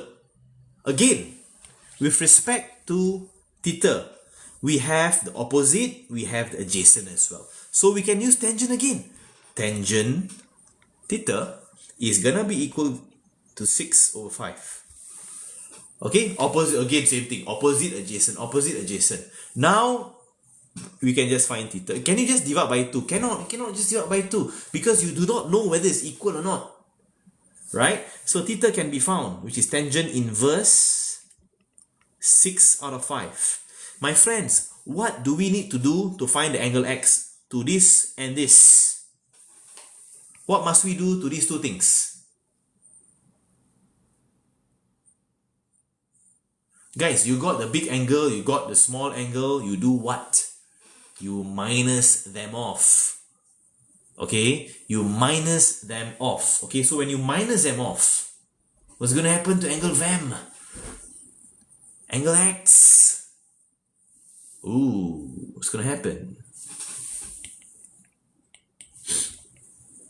Angle VAM is tangent inverse 12 over 5 minus tangent inverse 6 over 5. Alright, that will be equivalent to 17. Let me just put this here first. 67.38 minus 50.19. Round off 1 dp, 17.2 degrees. By the way, you must present the longer answer first. I do not have my calculator handy with me. Okay, so you just present the longer one first, and then you put 1 dp, friends. Okay or not, this one? Okay, I hope you all are okay with this. Those who still cannot see, coach, how in the world you get how you get 90-degree angle here? Well, because AE is horizontal. Look at my hand here. This is AE, and VE is vertical. You got 90 degrees angle there. Are you guys okay so far? Of course, you can use cosine. There's so many ways to do it. But you got to understand the 90 degrees fact here. You got to understand that. Okay? And tomorrow in your exams, take a pencil and draw things out. Okay? A pencil helps a lot. Dotted lines. Take a ruler, dotted line. Okay, midpoint. Okay, put the midpoint there. Trace it. And literally ask yourself, where is the angle? Some of you don't even want to put the angle inside. You must put it in the diagram, otherwise how to solve? Friends, how many of you are champion in this already? You are going to cook this question tomorrow. Double tap, double tap, double tap. Okay, fantastic. Good job, guys. Okay, now I need to rush to polygons next. Can cook, yes. Okay, I've listed here all the formulas. I will go through proportions as well. Okay, I will do that. Okay, today we end maybe 10, 15. Okay, that's my target. Friends, all the polygon questions, the formulas, they're all here. Okay, and there is this one question that is useful for you all to try. Okay, hang on. Let me just see how many more. So many more, man. Okay, there's a lot.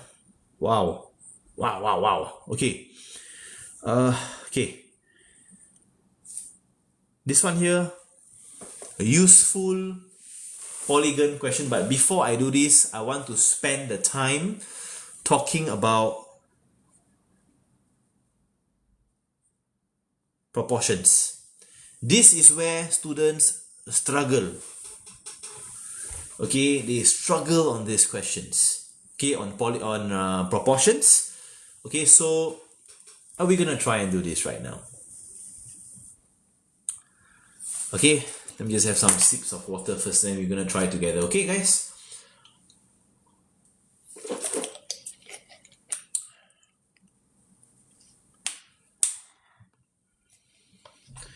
Okay.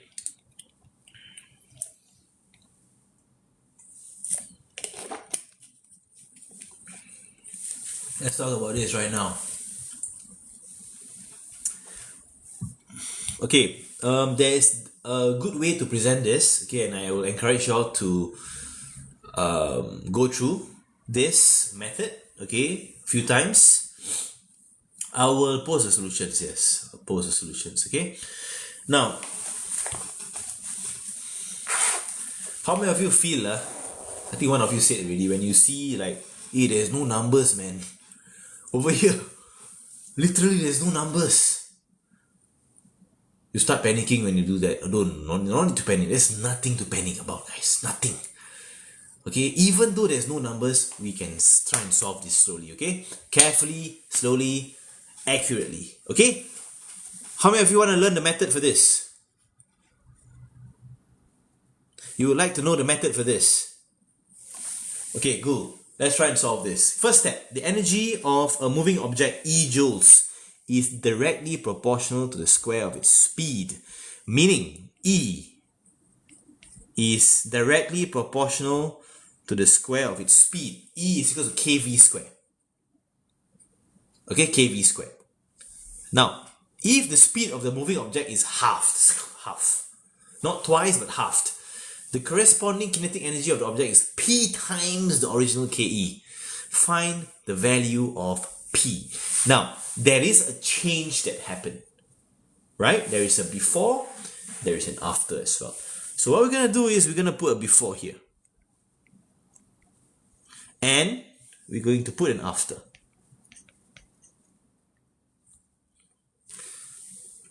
Alright?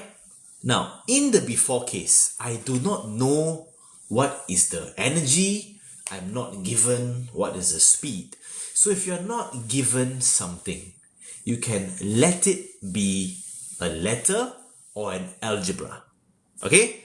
So because in this question, right, they didn't give you what is the speed before, what is the energy. They didn't tell you anything. They just told you that the speed changed, and as a result, the kinetic energy also changed. You get what I mean? So how to solve? Before, we let the energy, let E be equals to energy original. Original. E0 at the bottom means energy original. Okay? Or E0. You can say as E naught. Now, and you also let the other thing, which is the velocity, the speed, you let the speed be V naught. Okay? Now, with these two values, I want you guys to take these two and find the value of K. By the way, can K change? Let's say you find K already. Oh, you found K. K is something. Can K change? Cannot change. Okay? So what do you do now? You find the K. We find the K. So how to find K? E is always equal to K V square. Right? So we find the K. No problem. So E original is equal to K V original square. Understand? Then you find the K. Then you find the K, which is E original over V original square. Right? You divide, you find the K. Now, if you agree with me that this K cannot change, please double tap, double tap, double tap. If you agree with coach that K, oh, this coach, this one cannot change, double tap, double tap, double tap, and you are all correct then. Okay, so what we do next, we take that K, guys, we take that K and we sub it back into our main equation, which is E naught over V naught square dot V square. Again, all I did was to change the K. Let's change the K. The K is the same. Use the same K everywhere. Everywhere use the same K. Now, your energy will be E naught over V naught square, V square. Energy can change, speed can change, but this guy here cannot change because that is K. Understand? That is K, it will never change. And how you found K? From the previous values. Okay? Now, there is a change that happened after. What happens? The speed is halved. Oh my gosh. The speed was V original, right? What happened to the after case? What happens to V? Is it still V original? Is it still V original? Or did something happen to it? Did something happen to it? It became half, right? Not? So you write it down. You write it down. So this becomes a new V. This will be half V original. Something happened, yes. Now, since you have a new speed, you may have a new energy as well. Dot is times, correct? Son, dot is times, that's right. Now, since you have a new speed, you may have a new energy as well. So now what we do is, we take our equation, E naught V naught square dot, this V, we will change it to half a V naught square. Half V naught square square. Why? Because speed has to be squared. I need to take the new speed and square it, right? Correct or not? Why is it half? Because the question says the speed is halved. Question says that. Okay? So E, the new energy will be E naught V naught square dot 1/4 V naught square. My friends, what can you do to this and this? Anybody can tell coach. What do we do to these two values? Can you repeat how do we get the new V? Because the old V is V naught, right? V original, and it was half, right? So that's how I got half V.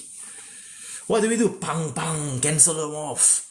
Cancel them off. So at the end, E will be 1/4 E naught. Now, I want you all to focus on these two red box. Here and here. My friends, guys, let me tell you, the normal proportion questions are very straightforward. This one is the one you all should really prepare for. Prepare for this, guys. What has happened to the energy? It has been multiplied. My friends, if the speed of the movie or okay, the kinetic energy is P times original. What is the value of P? Any ideas? What is the value of P compared to the original? Compare this with the original. What's the value?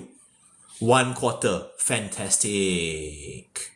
P is equal to 1/4. Finish. Game over. Guys, take a screenshot. If you want to watch the recording again, we will record this and we will share it in our Telegram channel.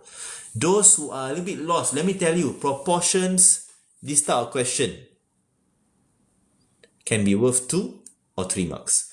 But the best way to present is to let each of the energy and the speed be a letter. From there you see, okay, what is the changes like? What is the K value like as well? Okay, sometimes they will say, guys, listen up. Sometimes they will say, right, they won't say halved. They will say, oh, they will say speed. Guys, listen up. They will say speed is reduced by 25%. Oh my goodness. One more time. Sometimes they will not say the speed is half. They won't say speed is half. The speed is half easy, just half the speed. But if they say speed is reduced by 25%, listen to this. Then this will be 0.75 V naught. Understand? Why 0.75? Because 100% minus 25% is 75%. Okay? Now, if you know how to do this, right? Okay, let me tell you something. If you know how to do these proportion questions, you're gonna be fine. You're gonna be fine. Because there's nothing more difficult than this. This is the toughest. This is the toughest. Okay? Beyond this, they will not test you. Right? They will ask you maybe something easier than this, but not more difficult than this. Okay? So you can take a screenshot of this. Alright, and then we move on to the next one. Guys, if you're learning something positive, help me to like and share this video so that more people can learn. Okay, let's take a 10 seconds off. I need to drink some water. Thank you so much, guys. How to join your Telegram? Okay, go to Master Secondary Maths Now. Search for that word. Master Secondary Maths Now. Okay? Hafiza, okay, sure. We see.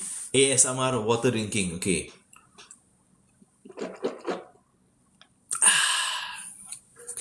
Okay, let's go to the next one.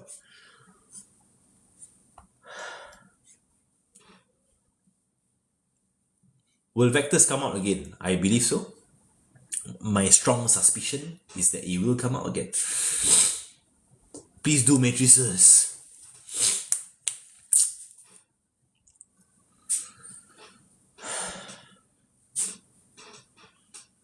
So helpful, very good. Okay. Thank you very much.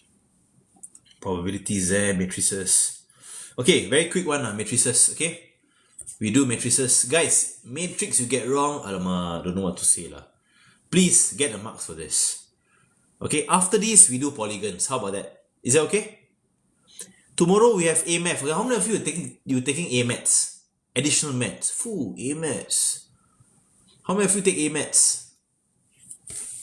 Okay, tomorrow we'll do A-Maths. Okay, 8 p.m. We will do the live stream for A-Maths. Follow us on Master Secondary Math now. Okay. Okay, cool. Those who don't take, never mind. It's okay. Relax, okay? You can always learn after the O-levels in Poly and JC. Now, let's talk about this matrices question. I'm going to do it at... Can I do this at 2.5x speed? Can I? Can I? So that we have more time to do other things like polygons. Alright, 2.5x speed, huh? Okay, let's go 2.5x speed. This is a 2 by 3 matrix. Okay, we write that down. 2 by 3 matrix. This is a 3 by 1 matrix. In order to multiply your matrix, your side-by-side number must be same. Okay, so once they are the same, you just compare the first and the last number. This will be the order of your resulting matrix. Am I clear here, guys? This 2 by 1 will be the order of your resulting matrix. Meaning, your matrix should have 2 rows and 1 column. Okay, some of you are still not so sure. Alamak, coach, I really don't know what to times, what to plus. I'm so confused. Okay, if you're feeling confused, listen up. Tomorrow what you do is this, okay? You take note of your orders first. It's a 2 by 1 matrix, right? Now, 2 by 1 means is 2 rows, 1 column. These are rows, okay? And this is a column, okay? So what you do, you take a pencil tomorrow, okay? Take a pencil and you draw for yourself 2 rows and 1 column. Meaning, 2 rows, 1 column. There will be 2 boxes. You understand? And then you put here, you ask yourself, this box, where is it? This box is in row 1, column 1. Correct or not? Is in row 1, column 1. So what you do at the top, you put row 1, column 1. Very nice. Now, all this you put in pencil, put in pencil, okay? Because the Angmo don't want to see all these things. The Angmo only want to see your steps, your workings. They don't want to see the box. So the box, all these things you put in pencil. Now, this one here, where is it? Row 2, column 1. Okay? Row 2, column 1. Where is this? Row 2, column 1. Can see not? Can see? Why am I doing this, man, to myself? Okay, wait. Row 2, column 1. Aha! Let me tell you something. You go and put your box, label your box first. And how do I know got 2 box? Because this is a 2 by 1 matrix. 2 rows, 1 column. Okay? Friends, this box here is in row 1, column 1. What do I do? Why so important to label, coach? Let me tell you why. Because you can go to row 1 and column 1 and you pair them. You understand? How do you know it's row 1, column 1? Because your location is row 1, column 1, row 1. First row, first column of the next matrix. So 2 times C plus negative D times 1 plus C times 2. 2 times C, 2C. Plus negative D plus 1 times 1. So there's minus D plus another 2C. Settle the battle in the kettle.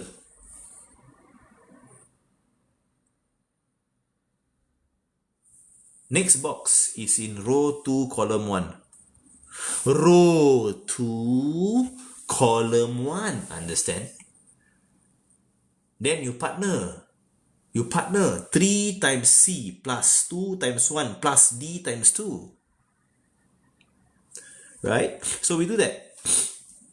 3C plus 2 plus 2D. And everything will be equals to 9 and 6. Okay, again, the Angmo lang. Guys, the Angmo lang do not want to see the boxes. Once you times already, you remove the box. Remove the box. Remove the box. Once you times all these things, just remove. That's it. Nice. Best to show working so that you are careful. Best to show working so that you are careful in your steps. Okay? Now, what we can say here is that this whole thing is 9. This whole thing is 6. So we write it down. Okay? So 2C plus 2C. This is 4C lah. 4C. 4C minus D is 9. Okay, this one is 3C plus 2D is equals to 4. Are you all okay? Round bracket can, no problem. You can do round bracket, that's fine. Can't see the full question. Okay, sorry. Here you go. Now, and then from here you do simultaneous equations. So you solve 1 and 2 together using simultaneous equations. Okay? Yeah, I mean, from here it becomes easy, right? You can even do substitution, elimination, anyone. Okay, I think, yeah, they may not ask you this because paper 1 they tested, right? They tested this. Okay, as Hassan asked if can do live at 2 p.m. tomorrow. Very nice. Sure or not? Hassan asked. Okay, now from 1, okay, we can do simultaneous. D is equals to 4C minus 9. So we can sub 3 into 2. Okay, so we're going to get 3c plus 2d is equals to 4. Okay, you can solve for c right now. 3c plus 8c minus 18 equals to 4. 11c is 22. Guys, what's c? Quick. I need to do polygons. Okay, 2. Alright, so you sub this into number 3, you can find d already. D is 4 times 2 minus 9, negative 1. Settle. Okay, so you can screenshot this if you need to. Take note of the box method. Polygons easy lah, vectors. Okay, we are gonna end soon. Okay, because it's quite late already. My battery is also dying already. Okay, this phone battery. Let's see. Oh my gosh, cannot already. Set. Oh, can charge ah. Not charging. Okay, wait.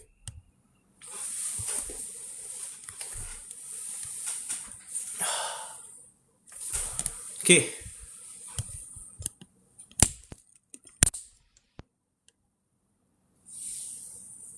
Go live again tomorrow morning.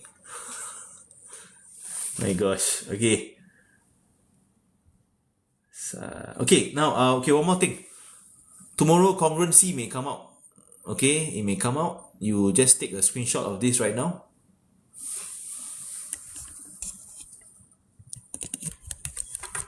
Yo, this thing. Take a screenshot of this right now. Congruency proofs. Okay, you must know how to prove congruency. Okay, you want more practice, go to your TYS. Go to your TYS. Yeah, Shanice, you try and upload the answers as well. Okay, now this is similar figures. You may need to prove similarity as well. Take a screenshot of this. I've listed down all the formulas for you guys here. Okay, take a screenshot.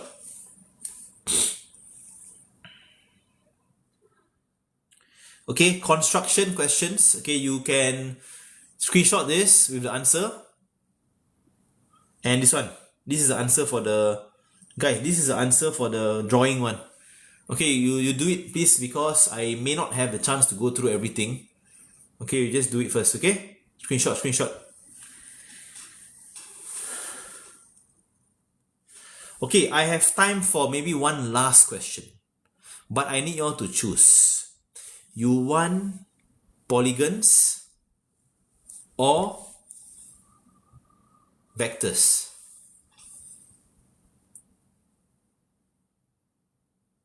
Wow, so many probability.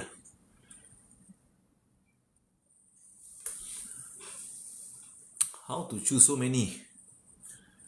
But I see probability a lot. Okay, let's see the probability question, last one. Okay, come, we talk about this right now. Very quick one, okay? Probability.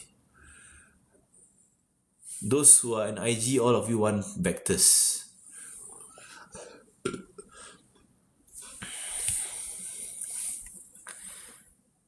Wow. Okay. Can we... Okay, you want me to go through this? Okay, never mind, I give you a chance lah. Can I do this in 3x speed? And then vectors in 2x speed, then we cover both. Is that okay? And if I have time, we do polygons in 5x speed. Now, let's go. Okay. Now, a box contains 3 blue marbles and 5 red marbles. A marble is picked. If it's blue, the marble is replaced in a box. Okay, guys, y'all want me to do this? Okay, y'all got to give back a little bit. How to give back? Just double tap, and share this with many more people. Okay, can y'all do this for me? 5 seconds. Come, 5, 4. Then we do it triple speed. 3, 2, 1. Okay, wow, thank you so much for this. Not charging, this guy. Why in the world is not charging? Okay. Okay, now, so you got 8 marbles, 3 blue, 5 red. A marble is picked at random. If it is blue, what happens is You replace back. Now listen to this. When I replace back, it means there is no change to the total. Why? You take out a blue. If you see it's blue color, you put it back. Which means the second time you reach, you put your hand inside, there is still 8 balls or 8 marbles in total. You get what I mean? The total is the same because you took it and you put it back. You replace it back. Now, if it is red, however, let's say you take out the first one, red color, it is not replaced, meaning you take the red, you throw away. You throw away, do not put it back in the box. Okay? Now, a second marble is drawn regardless of the color. Complete the tree diagram. Now, again, if it is blue, what happens? You replace back, right? So, the next time you want blue, the total is still 8. And blue is still 3. Okay? And red is 5 over 8. Now, have a look at this trick here. I'm sure your teachers taught you also. In a branch, probability will always add up to 1. Okay, one more time. In a branch, probability will always add up to 1 whole. Okay, so if you want to find this question mark, it's actually 1 whole minus 3 over 8. That's 5 over 8. Okay, now, if you draw a red, right? Look at the question. If you draw a red, right? It is not replaced. Meaning, if you take out almost red color lah, red color you buang, you throw away. Meaning, the next time you put your hand inside, there will not be 8 marbles anymore. There will only be 7. Put it dah, faham tak semua? Murid-murid di sana. Mingpai ma? Kei cho ma? Boleh buat tak? Samjai hai tu? Okay, super. Now, good. Oh, you took out one of the red, you threw away. The next time, you only have 4 red marbles to play with. You still have 3 blue because you didn't touch the blue. Okay, now next one, part A. Calculate the probability that both marbles are red. So red followed by red. Now listen to the words here when you are telling yourself followed by. Followed by means you times. Red followed by red. That's 5 out of 8 times 4 over 7. Okay, let me just press this in the calculator as well. 5, 8. Okay, followed by 4 over 7. So you times. When it's followed by, you have to times. Okay, so this is 20 over 56, 5 over 14. Next. Part B is next. Okay, calculate the probability that the second marble is red. Ooh, sorry, second marble is blue. My friends, second marble, blue. There are some options you have to consider. Okay, so you can have blue followed by blue, or you can also have red followed by blue. Both options are okay. And listen, when you are followed by, you times the probability, meaning 3 over 8 followed by blue. Or means you plus. Or means you plus. Okay? Red followed by blue. Ooh. Okay?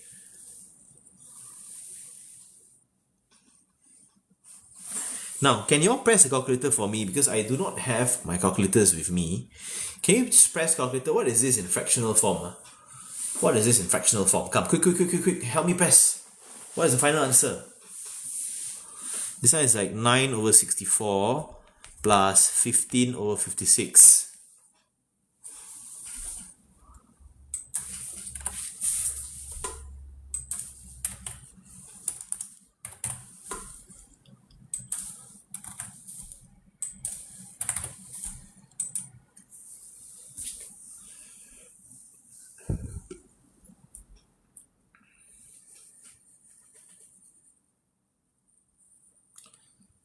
Guys, help me out, guys. What is this in the simplest form? 183 over 448, right?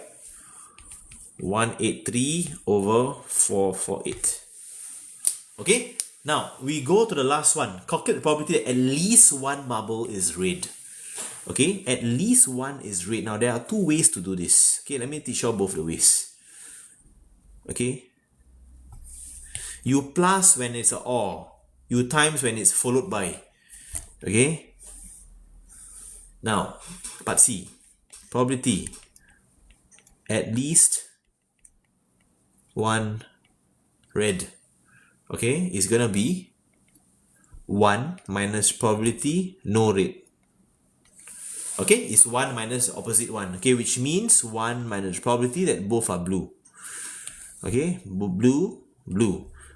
So 1 minus blue is gonna be 3 over 8 followed by 3 over 8 as well. Okay, so this is gonna be what?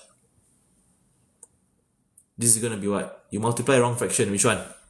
Which one is it?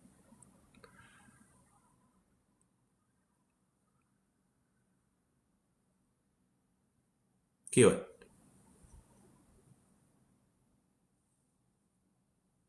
Second marble.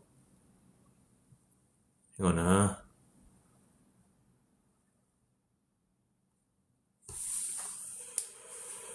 Okay, by the way, 55 over 64.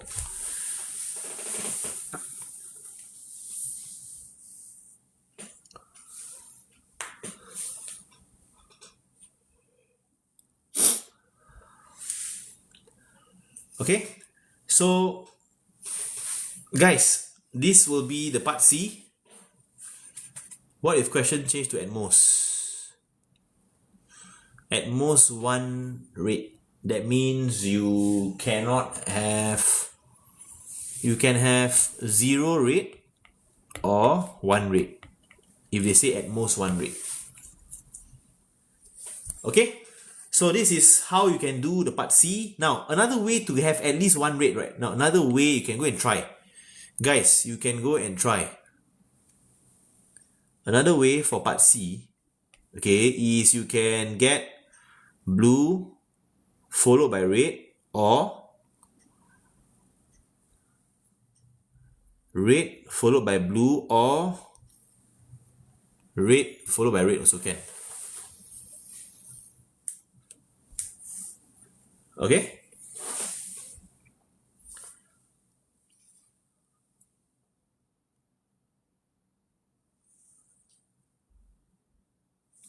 Alright?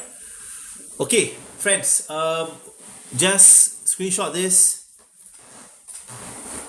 Okay? Then you can learn a little bit more. Okay?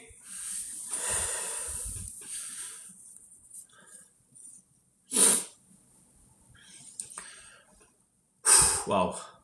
We have another 2 more questions, vectors, and polygons. My battery is left 13% and I don't know why it's not charging. Okay, let me just finish off the vectors for you guys. Okay, but before that, let's whack to 200,000 on TikTok. Let's go. Okay.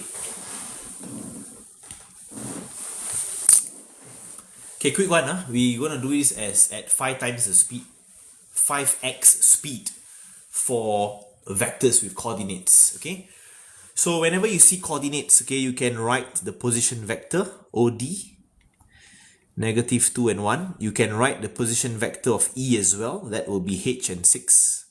Okay, and DE as a position vector. Let's finish this off quickly.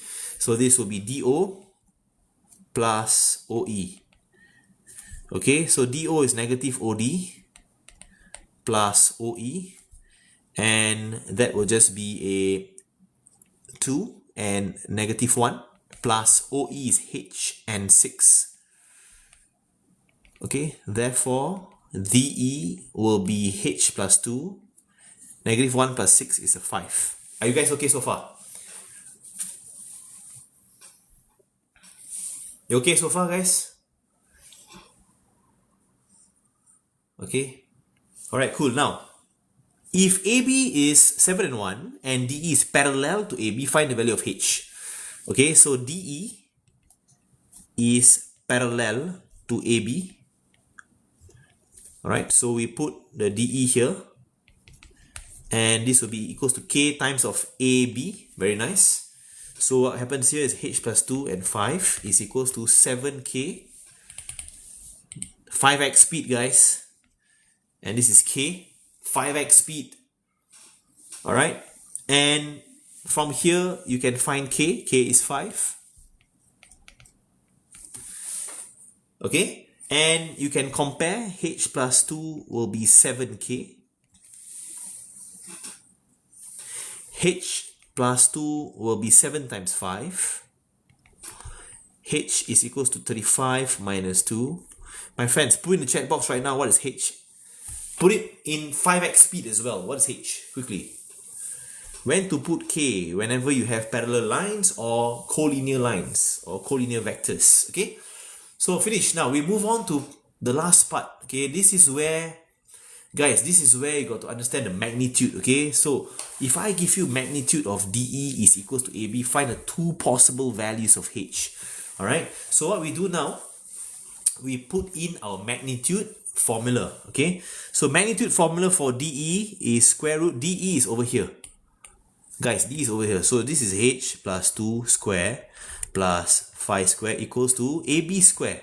So AB's magnitude is actually 7 square plus 1 square. Okay, so now you can remove the square root on both sides. You can square both sides.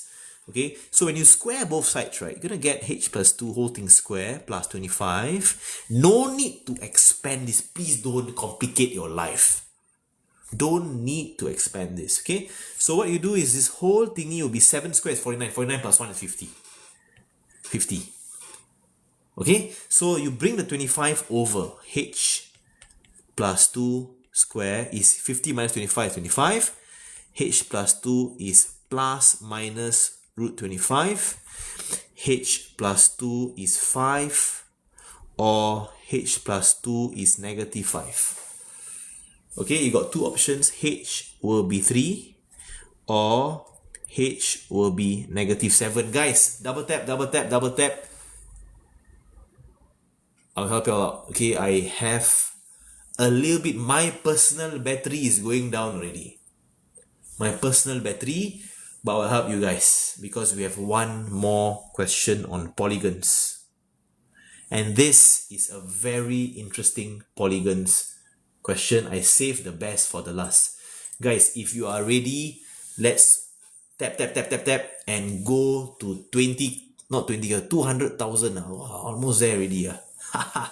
Best for the last, okay? Polygons. 200k is nothing lah. Come on. We should go for 1 million. Okay, we go to polygons right now. Okay, but I need you all to do one last thing since we saved the best for the last. Take your finger and whack the share button right now. Share, share, share, share, share, share, share, share. Are you posting this on Telegram? Yes, I'm gonna post this on Telegram as well. Okay, 24-hour stream.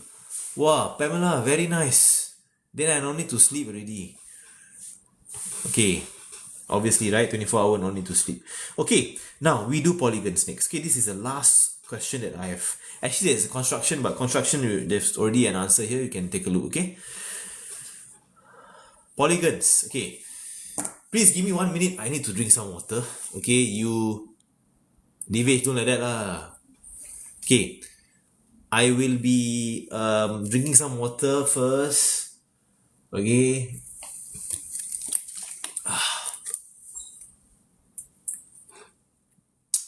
You read first. Mulut.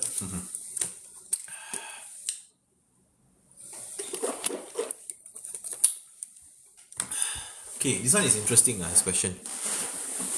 Telegram channel, please. Telegram channel. Okay, go to our Telegram channel if you want to get the PDFs.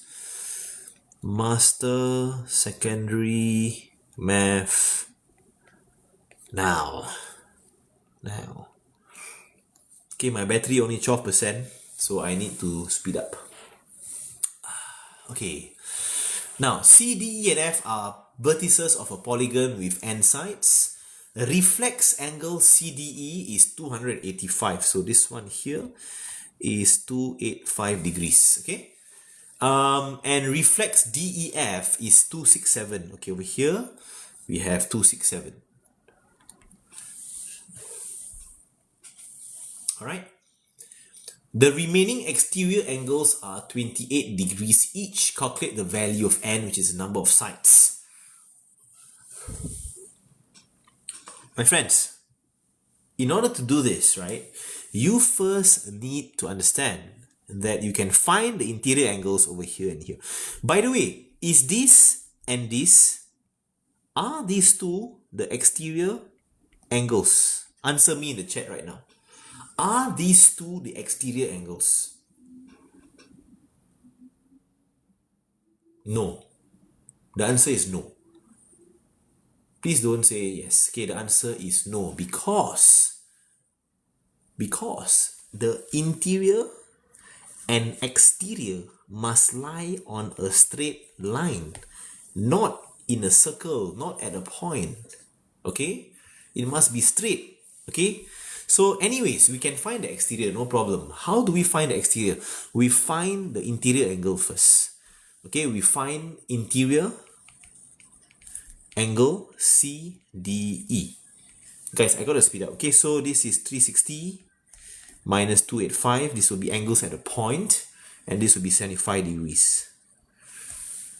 Okay, now then you find interior angle DEF. That will be 360 minus 267. Okay, so that will be 93 degrees. Is that okay? Now, the next thing you do is this. Next thing. From this value, right, you can find the exterior angle. Right? Because 180 minus interior is exterior, right? So that will be 105 degrees. Same thing here. You can find the respective exterior angle for that interior angle. That will be 180 minus 93. Okay, go and press calculator for this. Wow. That will be 87 degrees. Is that okay? Now, the remaining exterior angles are 28 degrees each. These are two of it already. The remaining 28 degrees each. Now, ask your question. What is the sum of exterior angle of any polygon? What is the sum of exterior angle of any polygon? So what is the sum going to be? 360. Okay, good. Now, if I take 360, right, and I minus the 2 that I found, okay, I will be getting 168. Correct or not? And these 168 are all made up of, okay, last question. These 168 are all made up of what value for the exterior angle? Guys, what value for the exterior angles are these made up for? 28 degrees. Very good. So now we take 168, we divide by 28, we ask ourselves, how many 28s are there? How many 28s? How many sides have 28, 28, 28, 28? How many sides? That will be 168 divided by 28. How can it be 7? Some of you say 7. It should be 6. Okay? N is not 6. Who can tell me what's N? One more step, you solve the question. Potato, fantastic. One more step, you solve the question. Now, N will be that 6 plus 2. Oh my gosh, where is this 2 from? 2 is from here and here. You got another 2 there at the top. So, final answer for the number of sides. This is actually an... What name is this, by the way? 8-sided polygons. What name is this? What name is this polygon with 8 sides? Anyone can tell me? It is an octagon. It is an octagon, okay? Friends, I have to call it a night for those who are preparing for your paper 2 tomorrow. Okay, how many of you really want to do your best tomorrow? Really, you want to do your best.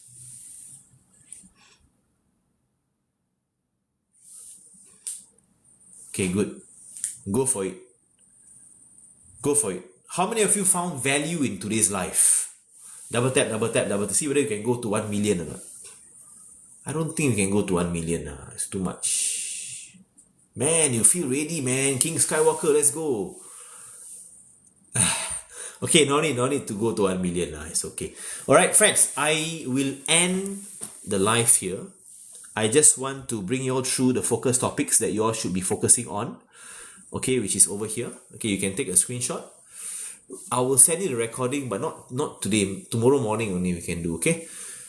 All these topics, screenshot, and try our best to make sure that you're okay with this.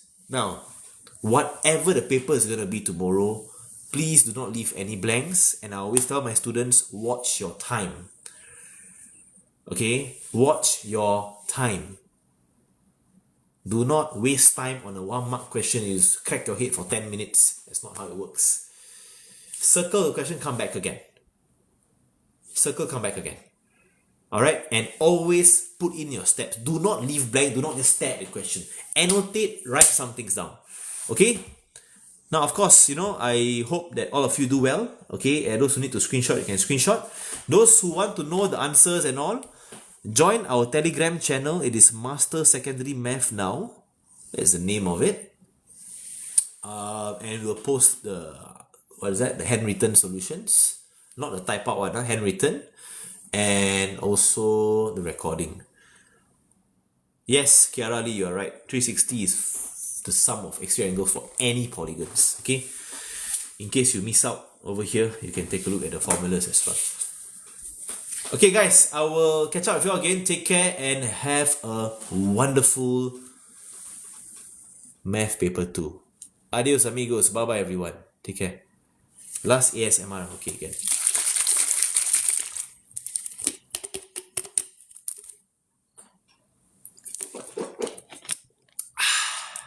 See ya. Tomorrow A.Maths, yes, 8 p.m. Thank you.